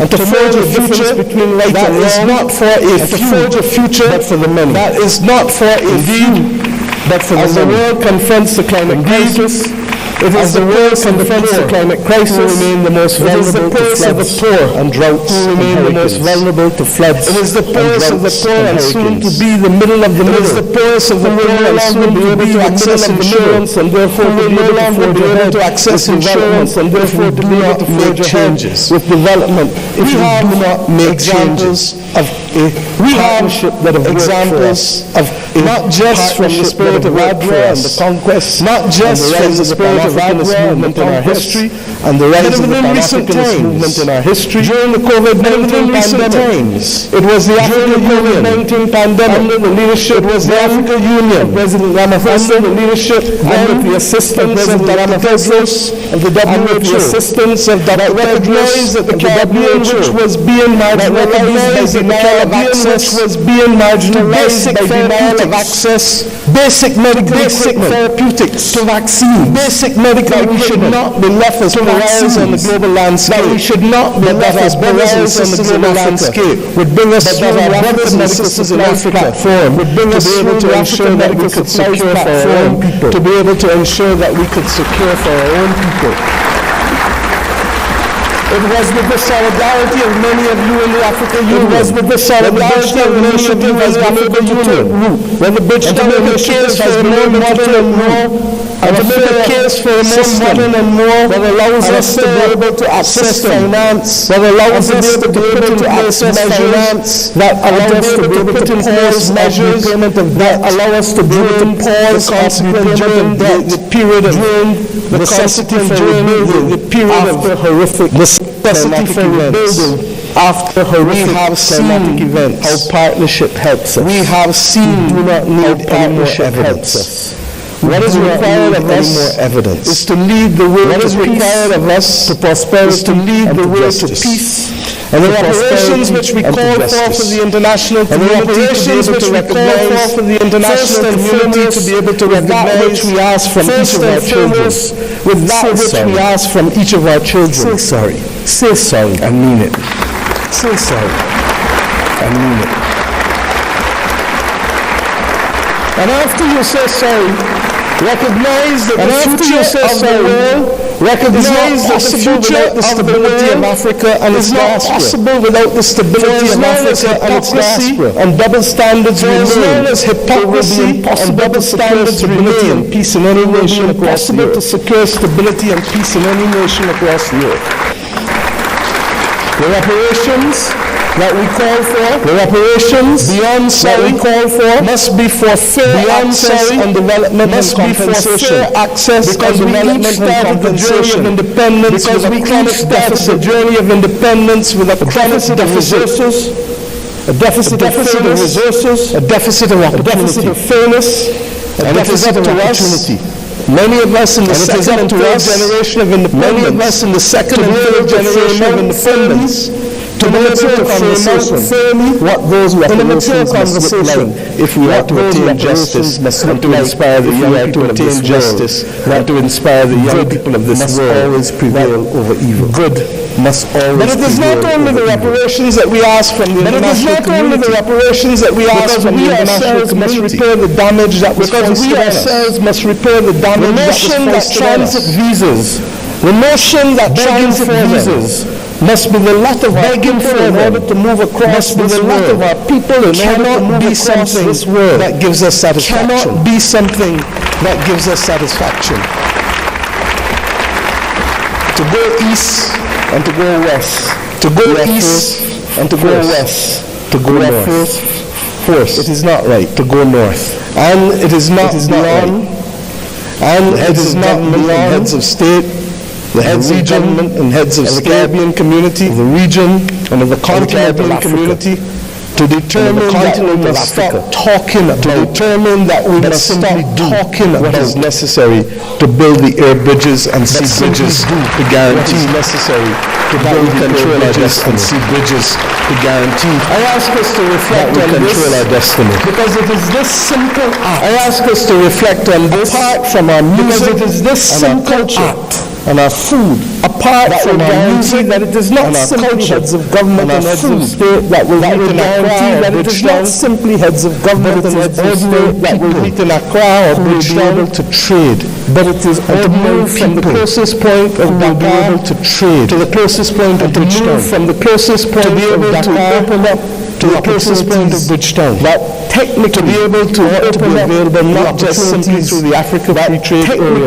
or the CARICOM single market not just simply through the Africa Free Trade Area opportunities or the CARICOM single market and economy, but through the combined. I ask us equally to recognize that in an era where AI ask us equally to recognize to redefine what humanity can do, and even if we can survive, to redefine what humanity can be the victims, even if once again technology as we will gunpowder to be the victims, but it is for us to help shape technology as we will gunpowder, because more often than not it is Africa and the future of the world who have brought the humanizing forces to bear Africa and civilization.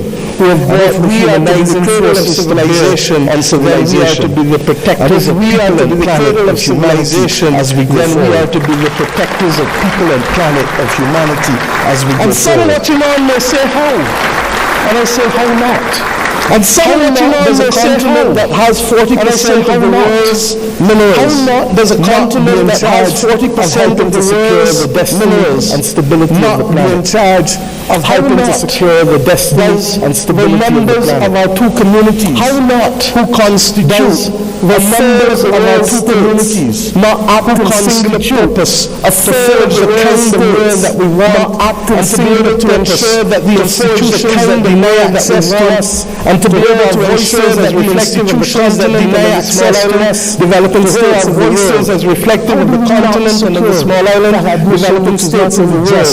But a moral imperative if the world is to have stability in this 21st century. But a moral imperative if the world is to have stability in this 21st century. How do we, my friends, secure this victory? I ask you, when one in every five and possibly one in every secure this victory on the planet, when one in every five and possibly one in every four persons on the planet will come from this continent and its diaspora. Have a moral imperative, not just to our citizens in our own countries, but above all else, not just to our citizens in our own countries, but above all demands of us to unity, that we recognize the spirit of Adwa in the face of the greatest technology, that we recognize that even in the face of the greatest technology being foisted upon us in unity, that we can rise. This has been a message not given by our generation alone, but this has been a message not given by our generation alone, but we ask previous generations of African and Caribbean leaders, and the answer comes. But we ask ourselves, why does it only from within? And the answer when comes I speak of the USA with affection. I do not only want to speak of the USA which is known in the Americas with affection. I want to speak not only want to speak of that which is known in the Americas. The 1884 I want to speak about that which ought to have been possible if the possibility of the United States of Africa did not take place. Which is as diverse as the possibility of the United States of Africa. China in terms of which is as diverse as India and religion. Which is as diverse as China in terms of ethnicity. If we see not ourselves first, but which is entirely possible of ourselves if we see not ourselves first. This may be the cry of ourselves together. This may be the cry of a naive and romantic daughter of Africa. This may be the cry is the case of a naive and romantic daughter of Africa. If that is the case of one who is cynical, being a naive and romantic daughter of Africa, than one who is cynical and one who is daunted by the actions and power of others. And one who we know is daunted to stand in by the actions and power of others. And to fight for the liberation, to stand in unity with the to fight apartheid. For when President Castro stood of the people of Africa, people from his own country, President Castro stood Africa to free people from his own country that the planes refueled, to free your people, ensuring that that battle was possible. Ensuring that that battle was possible. And when 100 years ago almost, a Barbadian man and woman left our nation and left the United States to come here. A Barbadian man and woman left our nation and left the United States to come here. The anthem of the United Negro Improvement Association, and his wife of the United Negro Improvement Association, UNIA school here in Ethiopia. And his wife there ensuring that boys and girls could receive education in Ethiopia, ensuring that boys and girls could receive education dominating the global landscape. And at a time, they chose to see light rather than global landscape. I ask us today to see light, tangible rather than darkness. That will allow us to travel. That will allow us to pool our investments to ensure that the people of Africa, that will allow us to pool our investments to ensure that the people of Africa not participation in the electricity that is so necessary as a platform for participation in that investment, but to also ensure that not only to pool that investment, because there is too much division in this world today. That we pool our voices. There is too much war, because there is too much division in this world today. There is too much war, and there is too much conflict, and causes that. And if we leave Addis Ababa precipitates with the commitment that the world is not Addis Ababa, not with the commitment going to be safe. That the world is not a prosperous and stable Africa going to be safe. Understand what is the moral prosperous and stable Africa in each of our countries. Then we understand what is the moral imperative we must undertake in each of our countries ultimately to secure saving that unity of purpose. And I ask you today to recognize that, and I thank Prime Minister, I ask you today, Abiy Ahmed, to recognize that, and I thank Prime Minister first, Abiy Ahmed, in face summit, that of CARICOM and the Africa Union in face summit should take place here in Addis Ababa on the 7th of September of this year. Should take place here in Addis Ababa on the 7th of September of this year of our Lord. By that simple act, we build on the inaugural summit which took place virtually. By that simple act, we build on the inaugural summit which took place virtually. We seek to regularize and to establish as a permanent point of interaction the unity and to establish as a permanent point of interaction. And I ask you as I leave this podium, which I speak, to recognize that we too in the Caribbean as I leave this podium. Indeed, in my own country in Barbados, in the Caribbean, celebrate the Caribbean Festival of Arts. My own country in Barbados, from August 22nd to Caribbean Festival of Arts, the 15th Festival, not only asking to August 31st, for those from Cuba and Bahamas in the north, not only asking to those from Cuba and Bahamas in the south, to Belize in the west and eastern Caribbean, and Guyana in the south, to express to Belize and the west and eastern Caribbean, come together in fashion and music and dance and our commitment to each other, creativity through food and fashion and music and dance and art and philosophy, talk of religion, talk of who we are, talk of the future. I ask us to recognize that we celebrate this year our resilience. I ask us to recognize that we celebrate this year our resilience to come. And that we do so, we came. Not only asking the people of the Caribbean to come, in China, but the people from whom we came, and the continent to which we went, in particular, in Central America and Latin America, and the continent to which we went, this is our moment to show Central America and Latin America. That we were not simply apostrophes. This is our moment to show the world and the modern history. That we were not simply apostrophes, but that truly, to the history, we are the ones who can level the playing field.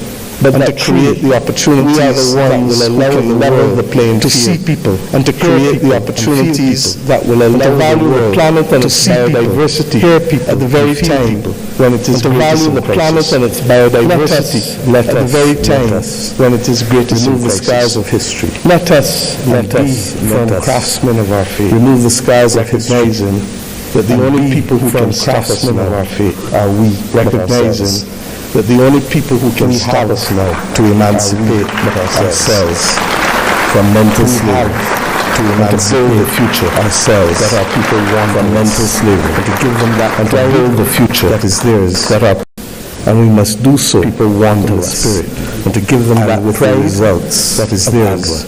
Thank you. And we must do so in the spirit and with the results of Agua. Thank you.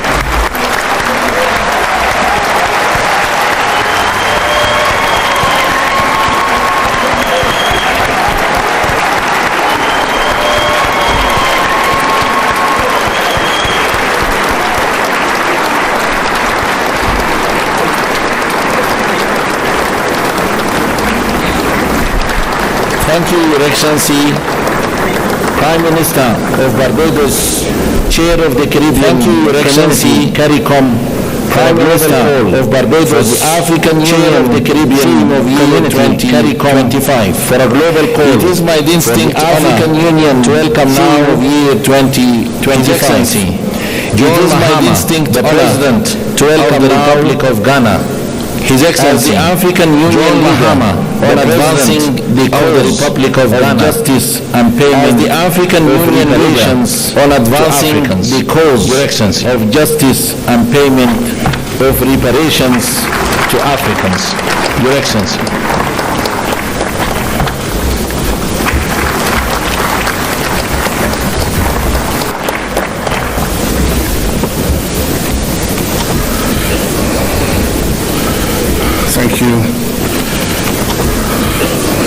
Excellency Chairman, President Angola, Your Excellency, Chairman, President of Angola, Your Excellency, Democratic Republic of Ethiopia, Amen.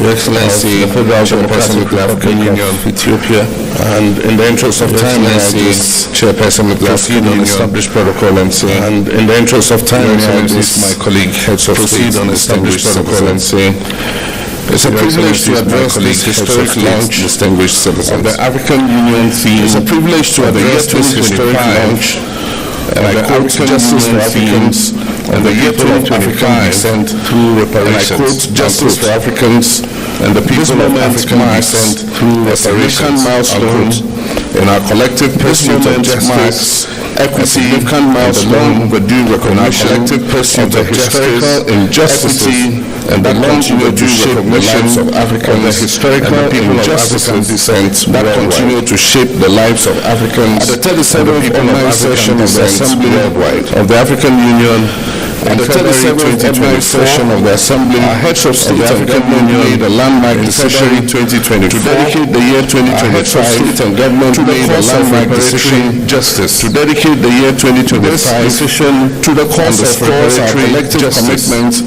to addressing the historical injustices and the scores and collective consequences to addressing the generations of Africans and the people of African descent that have impacted generations of Africans with our brothers of African struggle, celebration, unity and socio-economic empowerment as a shrine celebration in Agenda 2063 socio-economic empowerment. We have enshrined a vision Agenda 2063 and prosperous Africa we want. Your Excellency, a vision for an integrated, the transatlantic slave trade was one of the most heinous crimes against humanity. The transatlantic slave trade was one of the most heinous crimes forcibly against humanity. More than 12.5 million Africans and forcibly displaced that at least 2 million Africans perished during the global passage. At least 2 million. The legacy of this brutal system perished during the global colonialism, apartheid, the legacy of this brutal system and neo-colonial exploitation, apartheid, deep genocide, enduring scars on the fabric of our exploitation, have left today the descendants of enduring scars on the fabric of our societies. Economic disparities, today the descendants of enslaved Africans continue to systemic discrimination and racial inequality. Addressing these challenges require more than just racial acknowledging them. Addressing these challenges require more than just the economic impact of colonialism on Africa has been profound. Historical estimates of colonialism on Africa has been trillions of dollars. Historical estimates of material resources lost due to colonial exploitation in both human and material resources due to colonial exploitation, cash crops, and the forced extraction of African nations, which included capital and infrastructure and necessary for sustainable African development of the capital and infrastructure necessary for sustainable intentionally stifled industrial growth. Colonial dependency on foreign economies stifled industrial growth, leading to a dependency on foreign economies, plundering of Africa's natural resources today. Coupled with the disruption, the systemic traditional governance natural resources has resulted in lasting consequences of traditional governance structures and the development in lasting inequality throughout the poverty and the development November 2020 inequality. Ghana hosted the Accra Reparations Conference. November 2023, a historic gathering that brought together Accra African Reparations Conference scholars, a historic gathering that brought together African heads of state to advance reparations and representatives of the global African diaspora reaffirmed the advance the reparations movement, reparatory justice. This conference reaffirmed the foundation for stronger advocacy, reparatory justice, and laid the foundation for stronger dialogues on the financial, cultural, and social restitution, a platform necessary to address the financial, cultural effects of social restitution and colonialism, necessary to address the outcomes of this effects of slavery and colonialism for our collective efforts. The outcomes of this conference serve as a guiding pillar for our collective efforts. The year is therefore a call to galvanize efforts AU towards reparatory justice. Therefore, a call to galvanize efforts the dignity, rights, and well-being of Africans and their descendants to ensure that the dignity, rights, and well-being of Africans and their descendants are fully compensation, but also operations in restitution, financial rehabilitation, and guarantees of non-repetition for the abuse of rehabilitation, and guarantees of non-repetition for the abuse of fellow accountability, and the restoration of agency to those who have been marginalized for centuries. The restoration of agency to those who have been marginalized for centuries. The call for reparations, while Excellencies, ladies and gentlemen, beyond financial reparations, while to encompass addressing extends beyond financial ensuring educational and economic opportunities, reclaiming cultural heritage, ensuring educational and economic opportunities, and the diaspora communities on the global stage, and amplifying the voice of Africa. Achieving justice requires multi-stakeholder collaboration. Today's Achieving Justice requires multi-stakeholder collaboration for concertedly launch events, constructive consultation, dialogue for concertedly rolling out constructive consultation of AU member states and partnership economic communities. Welcome the participation of African member states, civil society organizations, academia, African diaspora sector, civil society organizations in this transformative private sector and international partners. The African Union Commission in collaboration with key partners have developed the concept. The African Union Commission in collaboration with key partners to guide the implementation of the reparations agenda. The roadmap to guide this initiative and further the aspirations of Agenda 2063. This initiative will further the aspirations of Agenda 2063. Fostering an Africa that is self-reliant, among other things, and inclusive. Mobilize political will and commitment to restoration justice and racial healing. Mobilize political will and commitment to restoration justice for implementing the 2025 theme of the year. Present and discuss the roadmap for implementing the 2025 member states of the year. Diaspora communities and like-minded international allies. Member states, diaspora communities and resource mobilization international allies. To support reparations initiatives, stakeholders and resource mobilization efforts. Elevate awareness reparations initiatives to ensure sustained engagement beyond awareness and advocacy to ensure sustained engagement sharing among experts, policymakers, historians, and knowledge sharing among experts and policymakers to ensure an end and the culture of silence and denial, and finally to ensure an end to the culture of silence and denial. Excellency, the racism requires a unified voice, a clear strategy. Excellency, the work ahead requires a unified voice. Today we reaffirm our commitment to working together and yielding develop policies and frameworks. Today we reaffirm our commitment to working together across to develop policies and frameworks. We must continue to advocate for stronger efforts, legal and institutional mechanisms, and national to advocate for stronger international legal and institutional mechanisms at the national, for the historical and international levels inflicted on global Africa is not just a conversation. Historical trauma reality inflicted on global Africa is not just a conversation to conclude. I wish to express Ghana's unwavering support for this critical initiative. To conclude, I wish to express, let us seize this moment. Ghana's unwavering support for this critical initiative. As we work, let us seize this moment. A future that is determination that is just and equitable for all Africans, a future that is of African descent, that is just and by natural and equitable for all Africans, uplifting of people of African descent. I thank you. And by natural extension, the uplifting of all humanity. I thank you. Thank you very much, Your Excellency.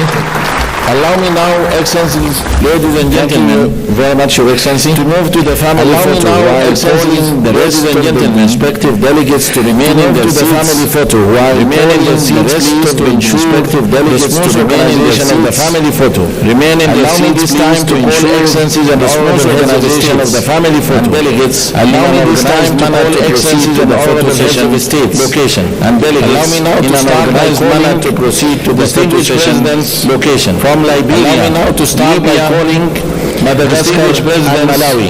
From Liberia, our protocol team to the family Madagascar, there is only one door open from the family photo team to the family photo. There is only one door open for the family photo. Leaders gate number 5, family photo. Please, protocol teams. And then the second row, leaders, distinguished presidents and heads of states. And then the second row, please, distinguished presidents and heads of states. African Republic, Chad, Cape Verde, Comoros, Cameroon, Congo, Central African Republic, Democratic Republic of Congo, Comoros, Djibouti, Congo, Egypt, Cote d'Ivoire, Equatorial Guinea, Democratic Republic of Congo, Swatini, Djibouti, Egypt, the Gambia, Equatorial Guinea, Ghana, Guinea-Bissau, Swatini, Kenya, and Lesotho. The Gambia, follow Ghana, protocol Guinea-Bissau, the family Kenya, and Lesotho. Please follow our protocol team to the family photo. Presidents and heads of delegations, Excellencies from Sierra Leone, Somalia, South Africa, and heads of delegations, Tanzania, from Sierra Leone, Somalia, Tunisia, South Uganda, South Sudan, Tanzania, Algeria, Tunisia, Botswana, and Zambia, Zimbabwe, Algeria, Benin, Botswana, and the photo session location. Our protocol team to the photo presidents and heads of delegations from Mauritania, Mauritius, Morocco, Mozambique, and heads of delegations from Mauritania, Mauritius, Morocco, Mozambique, Namibia, Rwanda, Nigeria, Republic, Sao Tome and Principe, Senegal, Seychelles, Rwanda, Sahrawi Republic, Sao Tome and Principe, Excellency Senegal, Seychelles, Barbados. Follow our protocol team. Excellency Prime Minister of Barbados.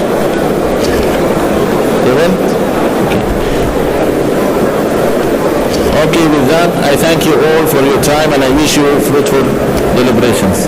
Okay, with that, I thank you all for your time and I wish you fruitful deliberations.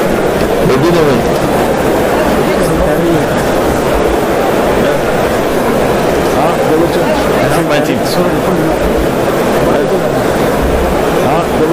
I have my team.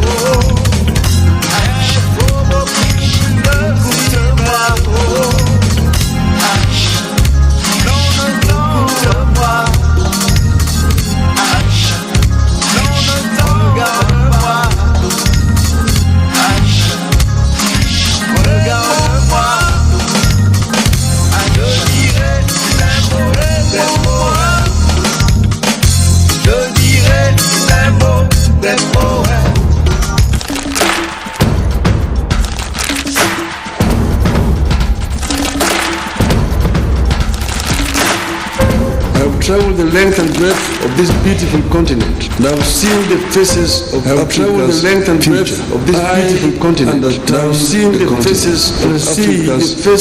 Of our children. full of hope and the continent, bound by the borders of yesterday. A dream of an Africa full of hope and those borders bound by the borders of yesterday. A dream of an Africa. For those the hills of Kenya, the deserts of Sahara, and the Kalahari, and the lakes of Great Kenya, the rainforests of Central Africa, from the lakes of Great Reefs to the rainforests of Central Africa, from the Indian Ocean to the Atlantic, Africa must live I believe is the king of the jungle. The Cameroonian, the Lion national soccer team, African is called the king of the giants. The Cameroonian soccer team, national soccer team, is called the indomitable lions. The soccer team of Senegal is called the lions of Teranga. Here in Eastern Africa, the team called it the Simba. It's called the young, the Atlas of lions. Here in Eastern Africa, we call it the Simba, king of the jungle. When the king roars, here the African lion. Listen, sleep in the jungles of the Congo. Now I'm awake. I'm here the African lion. I'm asleep in the jungles of the Congo. Now I'm awake. And I'm sitting African and copper ores. I have the ability to African all the materials that I have. And where I have the ability to transform all these materials that I have ready to wear. My heart is ready. My hands are steady and I'm ready to serve. I shall get my heart is ready. My hands are steady. The crowd of mankind I made shall get Eastern Africa to be of service to Africa. The crowd of mankind I made in Eastern Africa for Africa.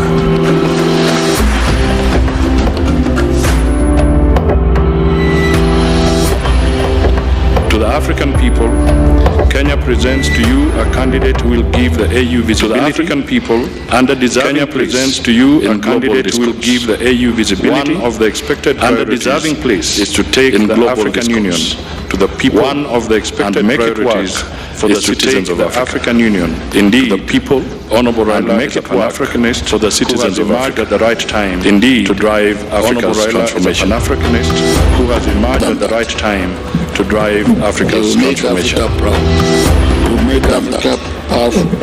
You will make Africa peaceful. You will make Africa prosperous. You will make Africa peaceful. And you will make Africa that God will make you do. We will do our part. We pray that God will make you do. As Pan-Africanists to endorse. We are gathered here as Pan-Africanists to endorse Odinga. To be the African Union, Right Honorable Raila as the chairman of the East Africa Community, I strongly appeal to the region to rally behind East African Community. I strongly appeal to the region to rally behind Right Honorable across the continent so that Right Honorable let us talk to our next chairperson of the African Right Honorable Odinga can be the next chairperson of the African Union. United Republic of Tanzania. It is with all this in mind the government of the United Republic of Tanzania Odinga for the position of chairperson of the African Union Commission. Tanzania for the position of chairperson of the African Union Commission. Tanzania knows Odinga integration, but also who believes not only in the promise of African integration, but also Raila Odinga. We envision an African Union that is right honorable Raila Odinga. We envision an African Union that is ever strong and that ensures Africa's voice socio-economic development globally, and that ensures Africa's voice takes center stage globally. Raila Odinga. I am here to support the candidature on behalf of Raila Odinga because he is a convinced on behalf of Uganda Africanist, because he is a convinced. The Honorable Raila Odinga is a celebrated statesman whose longevity has been sustained by an unrelenting devotion in democratic change, has been sustained by an unrelenting devotion and prosperity to democratic change. Kenya, as the foundation, his sustainable freedom and prosperity. I am confident his candidature, he will give his utmost. I am confident and do all it takes. He will give to make his Africa proud and do all it takes to make Africa proud and Africa powerful.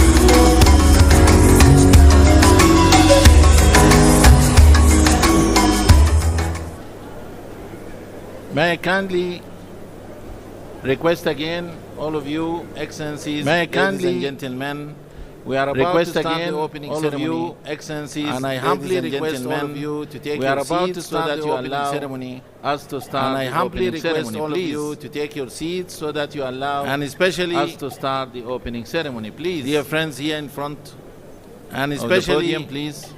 All of you, dear friends here in front of the podium, please. All of you behind.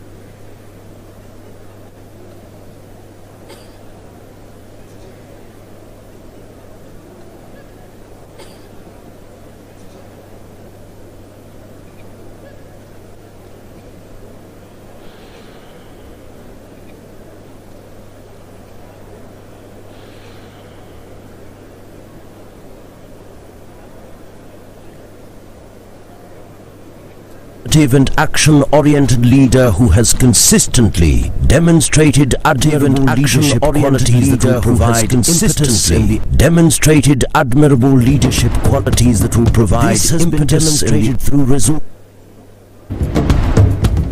This has been demonstrated through results.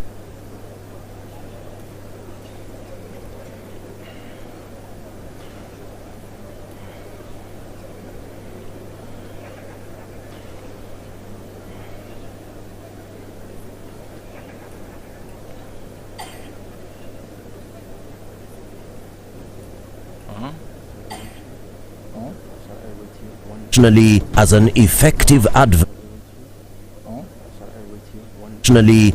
effective he oversaw the national budget and implementation of fiscal policies that enhanced transparency and efficiency and implementation of fiscal policies that enhanced transparency and efficiency in contracting in the government, significantly improving public service delivery. Performance contracting in the government, significantly improving public service delivery. Leadership roles have consistently involved managing and leading diverse Odinga's leadership roles of consistently and political managing and leading diverse teams across different cultural and political High Representative for Infrastructure Development. He led a team of advisors from various African countries for infrastructure development. He led a team of advisors from various African countries, fostering a collaborative environment that leveraged. He has a proven track record of championing the voices of the underprivileged. He has a consensus among stakeholders from the voices of the underprivileged.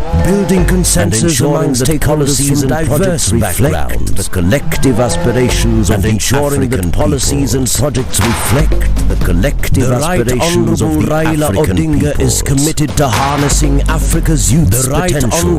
Raila Odinga is committed to harnessing Africa's capacities throughout his career and has championed the adoption of technology in various capacities throughout his career. The African Union involved promoting the integration of digital solutions in infrastructure projects such as the Continental High-Speed Train and Smart City initiatives, such as the Continental High-Speed Train and Smart City initiatives, to align Africa to Agenda 2063 and usher the continent into a new era of shared 2063. There is no better leader other than the Right Honourable Raila Odinga, other than the Right Honourable Raila Amolo Odinga. A visionary Pan-African, Excellencies, a bold and wise leader, a professional technocrat, as well as a towering wise leader, and a professional mobilizer technocrat for positive change. Kenya endorses and a veteran mobilizer for positive change. And Kenya endorses his wholehearted nature to support his candidature, and we commit his vision and his wholehearted to support his champion of Pan-Africanism. And his this is Africa's champion of Pan-Africanism. This is Africa's century. Africa, a continent of unmatched beauty, diversity, and a continent potential. Unmatched beauty, diversity, and a land of resilience, unity, and hope. A land of resilience to harness our potential fully. We need a leader yet who embodies these ideals fully. One who can guide us through these challenges, these ideals, a brighter future. One who can guide us through these challenges towards stands as the strongest candidate for the African Union Raila Odinga stands with a lifetime dedicated to public service, Union diplomacy and governance, with a lifetime dedicated to public service, time again, diplomacy and governance. For Odinga has proven time and time again that he is a leader for all Africans. But I'm also an Afro-optimist. As opposed to Afro-pessimist. But I'm also an Afro-pessimist as opposed to those who have given up on Africa. Africa is a lost cause. And those who have given up on Africa are condemned to say Africa is a lost cause. But Afro-optimists are those who believe Africa is a condemned in Africans' ability to develop. Afro-optimists are those who believe that Africa will not be developed Africans' ability to develop their own continent. But Africa will not be by the African people themselves. His deep and nuanced understanding of Africa's complexities, his unwavering commitment to democracy, of Africa's complexities to bring together diverse voices to democracy, make him and his ability qualified to bring together the African Union, make him uniquely qualified to lead the African Union. My vision for Africa is continent. Odinga's vision is perfectly aligned with the African Union's Agenda 2063, aligned with the African Union's Agenda to realize its true potential. We must overcome that for Africa to realize its true potential that have held us back. We must overcome under his persistent obstacles. The African Union held us will adopt a proactive, under his strategic approach to these challenges. Will ensuring a proactive, our collective progress approach to these challenges. Not just a dream, ensuring a reality. Our collective progress is not just a dream, but a reality. Raila Odinga's candidacy is not just a victory for Kenya. Raila Odinga's candidacy is not a victory for Kenya or for East Africa. His leadership will solidify Africa's position on the global stage. His leadership ensuring that our continent continues to be a driving stage, ensuring that our continent continues to be a driving force. Odinga, positive Africa will find a leader who is ready to rise to the occasion. Africa will find a leader where our potential is to the occasion, realized, to guide us into a future where our potential is fully realized. Raila Odinga for the African Union, for Africa Odinga for our the African Union, and the man Africa is ready to serve our future. And the man is ready to serve. I am ready. My name is Raila Amolo Odinga. I am ready to serve.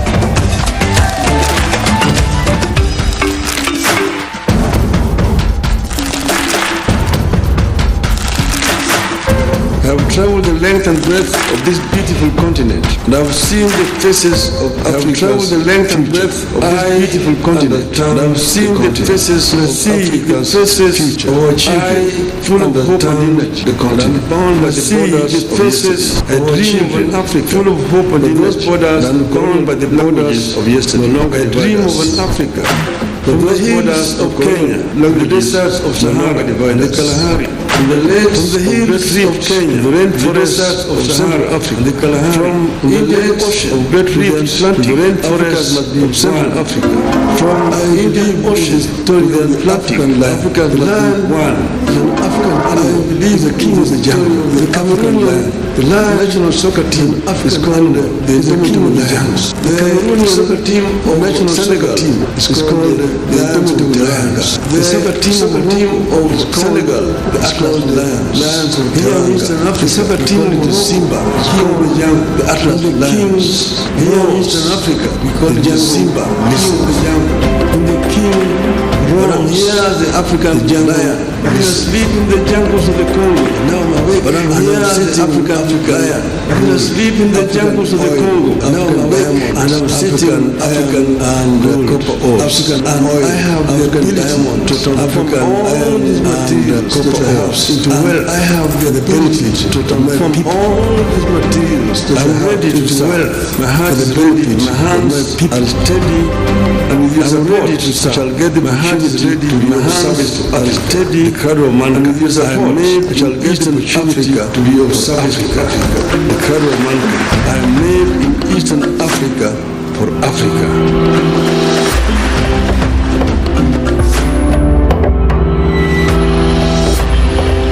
To the African people, Kenya presents to you a candidate who will give the AU visibility. To the African people, under deserving Kenya presents to you a candidate who will give the AU visibility. One of the expected priorities under deserving place is to take the African Union to the people. One of the expected priorities for the citizens of Africa. The African Union, indeed, to the people. Honorable Raila and make an Africanist for the citizens of Africa. At the right time, indeed, to drive Africa's transformation. An Africanist who has emerged at the right time to drive Africa's transformation. You will make Africa proud. You will make Africa powerful. You will make Africa peaceful. You will make Africa prosperous. You will make Africa peaceful. And you will make Africa God will make you do your part. We will do our part. We are gathered here as Pan-Africanists to endorse. We are gathered here as Pan-Africanists Raila Odinga to be the candidate of the African Union, Right Honorable Raila as a chairman to the East Africa Community. I strongly appeal to the region as a rally behind the East Africa Community. I strongly appeal to the region's candidate rally behind Right Honorable across the continent so that the region's candidate leaders can be the next across the continent. African Union Right Honorable Odinga can be the next chairperson of the African Union. United Republic of Tanzania. It is with all this in mind that the government of the Right Honorable Raila Odinga for the position of chairperson of the African Union Commission, for the position of chairperson of the African Union Commission, Tanzania knows of African integration, but also who believes not only in the promises of African integration, but also Odinga. We envision an African Union that is ever strong. Honorable Raila Odinga, we envision an African Union that is ever strong and that ensures Africa's voice takes center stage globally, and that ensures Africa's voice takes center stage globally.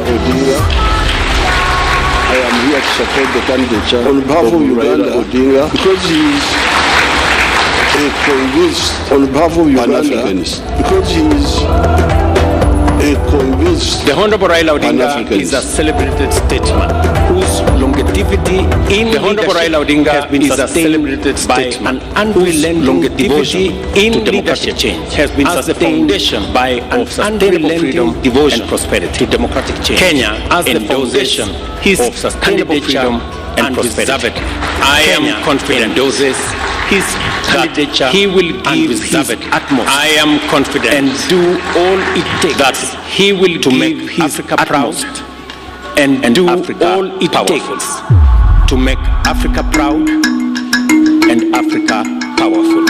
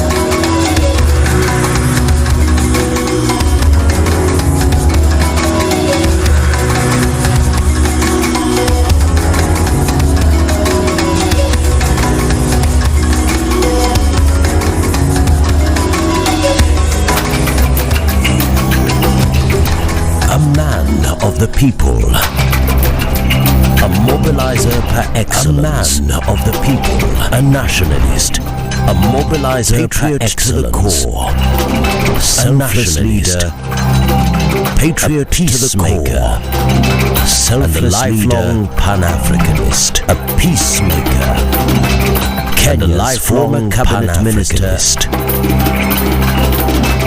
Kenya's former cabinet Prime Minister, Raila Amolo Odinga, and Prime Minister, the first African Union High Representative for Infrastructure Development from 2018 the first African Union High Representative for Infrastructure Development from 2018 to 2023. Raila Amolo Odinga, with his profound leadership experience and diplomatic skills, demonstrates a keen understanding of Africa's challenges. Diplomatic skills demonstrates awareness and understanding of Africa's challenges through his commitment to consultative awareness and represents historical precedents through his commitment to consultative his philosophy and experience make him for the role of African Union Commission chairperson, the ideal candidate for the role of African Union Commission African identity and commitment to Pan-Africanism are at the core of his political African identity and commitment to Pan-Africanism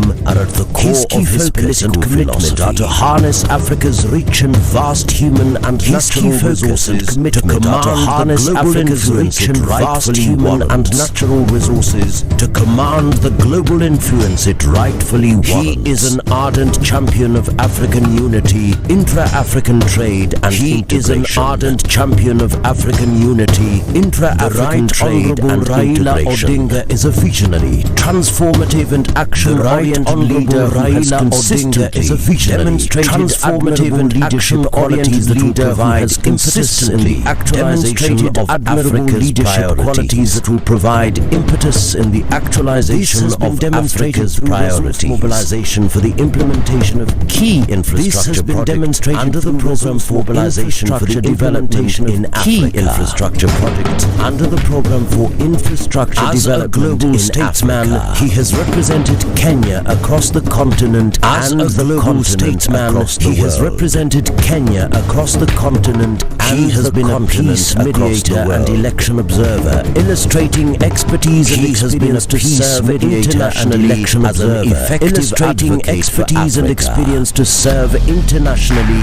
As an effective as Prime Minister of Kenya, he oversaw the national budget and implementation of fiscal policies that enhanced transparency and efficiency in public spending. Of fiscal policies that enhanced transparency and efficiency in contracting in the government, significantly improving public service delivery. Performance contracting in the government, significantly improving public service delivery. Leadership roles have consistently involved managing and leading diverse Odinga's leadership roles of consistently involved managing and leading diverse teams across different cultural and political High Representative for Infrastructure Development, he led a team of advisors from various African countries for infrastructure development. He led a team of advisors from various African countries, fostering a collaborative environment that leveraged. He has a proven track record of championing the voices of the underprivileged. He has a consensus among stakeholders from diverse backgrounds of the underprivileged, building consensus among stakeholders from diverse backgrounds, the collective aspirations of and ensuring that policies and projects reflect the collective aspirations of Raila Odinga is committed to harnessing Africa's youth's potential. Raila Odinga is committed to harnessing various capacities throughout his career and has championed the adoption of technology in various capacities throughout his career. Union involved promoting the integration of digital solutions in infrastructure projects such as the Continental High-Speed Train and Smart City initiatives, such as the Continental High-Speed Train and Smart City initiatives, to align Africa to Agenda 2063 and usher the continent into a new era of shared 2063 and usher the continent into a new era of shared prosperity. There is no better leader other than the Right Honorable Raila Amolo Odinga. A visionary Pan-African excellencies, a bold and wise leader,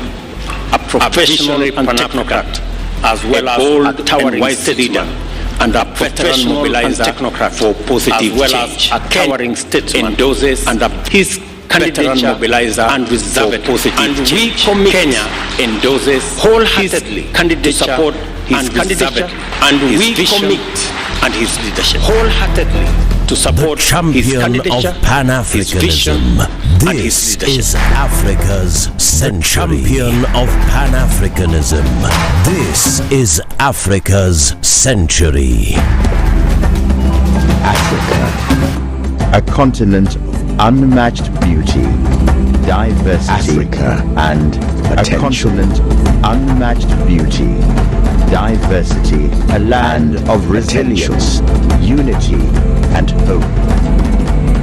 A land of resilience, to harness our potential fully and hope. We need a leader who embodies these ideals. Our potential fully. One who can guide us through these challenges towards these ideals. A brighter future. One who can guide us through these challenges stands as the strongest candidate for the African Union Commission Chair. Odinga, with a lifetime dedicated to public service for the African Union Commission Chairs. With a lifetime dedicated to public service, diplomacy and governance for all. Odinga has proven time and time again that he is a leader for all Africans. But I'm also an Afro-optimist. I am as opposed to an Afro-pessimist. But I'm also an Afro-optimist as opposed to giving up on Africa. To say Africa is a lost cause. As those who have given up on Africa. Continent. To say Africa is a lost cause. Afro-optimists are those who believe that Africa is a condemned African's ability to develop their own continent. Afro-optimists are those who believe Africa will not be developed Africans' ability to develop their own continent.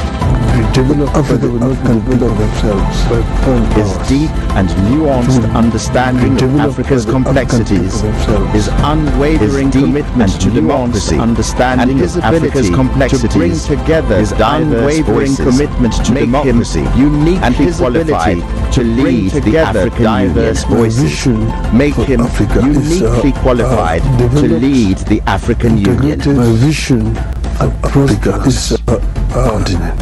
Odinga's vision is perfectly aligned with the African Union's Agenda 2063 is perfectly aligned with the African Union's Agenda 2063 We must understand the persistent obstacles to realize its true potential. We must overcome the persistent obstacles will adopt a proactive, strategic approach to these challenges. The African Union will adopt our collective progress, strategic approach to these challenges, but a reality. Our collective progress is not just a dream, but a reality. Raila Odinga's candidacy is not just a victory for Kenya or for East Africa. Raila Odinga's candidacy is a victory, not just a victory for Kenya or for East Africa. His leadership will solidify Africa's position on the global stage, ensuring that our continent continues to be a driving force on the global stage, positive change, ensuring that our continent continues to be a driving force. Africa will find a leader who is ready to rise to the occasion to guide us into a future where our potential is ready to rise to the occasion to guide us into a future where our potential is fully realized. Raila Odinga for the African Union, for Africa. Raila Odinga, our future. For the African Union, and the man is ready Africa to serve. For our future. Raila Amolo and the Odinga. man is ready to serve. My name is Raila Amolo Odinga. I am ready to serve.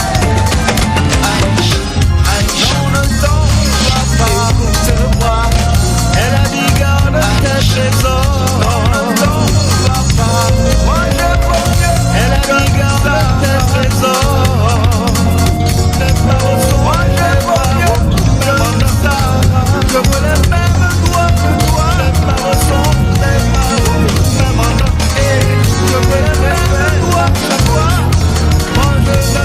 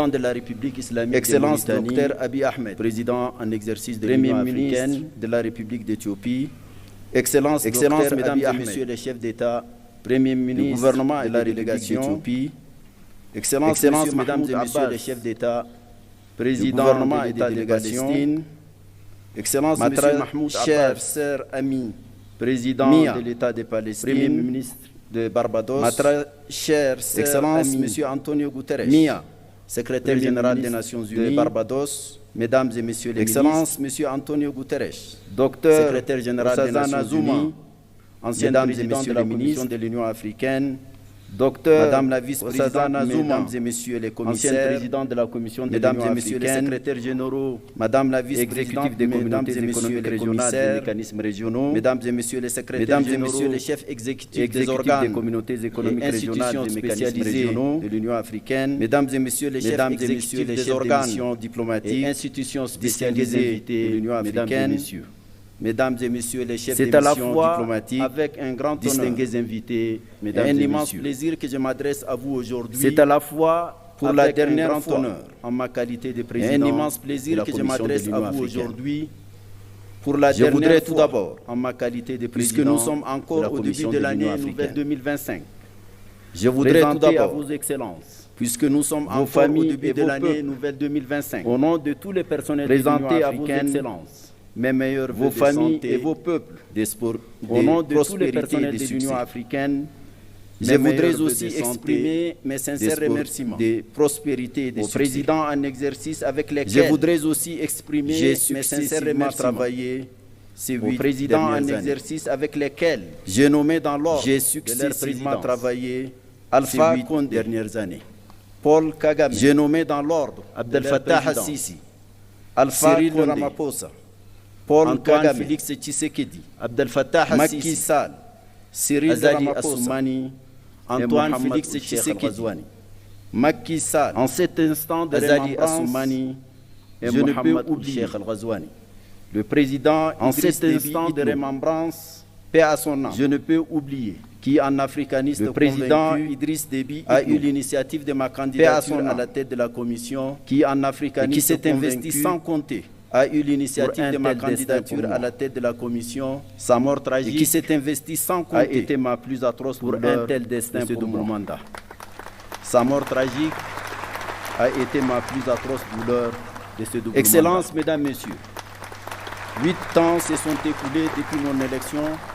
Fin janvier Excellences, Mesdames, Messieurs, 17 comme président de la Commission de l'Union africaine. 8 ans se sont écoulés depuis mon élection. En ce moment, fin janvier 2006, 17 comme président de la Commission de l'Union africaine.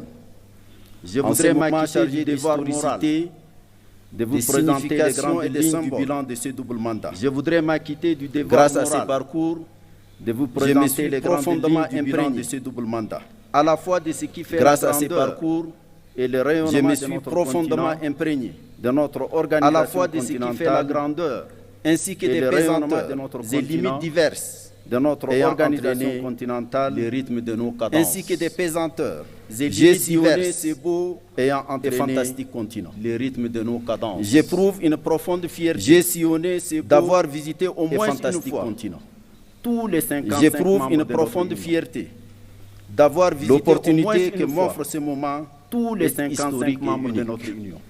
J'y tenterai de m'acquitter l'opportunité que m'offre ce moment de rendre compte et unique et de m'interroger j'y tenterai de m'acquitter de la double obligation en ayant bien conscience de rendre compte absolument pas abuser et de m'interroger sur quelques problématiques si précieux en ayant un rapport bien consolidé de notre bilan absolument pas abuser de votre rapport annuel vous ont été distribués un rapport consolidé de notre bilan Monsieur le Président annuel vous ont Excellences Mesdames et Messieurs conformément à notre règlement.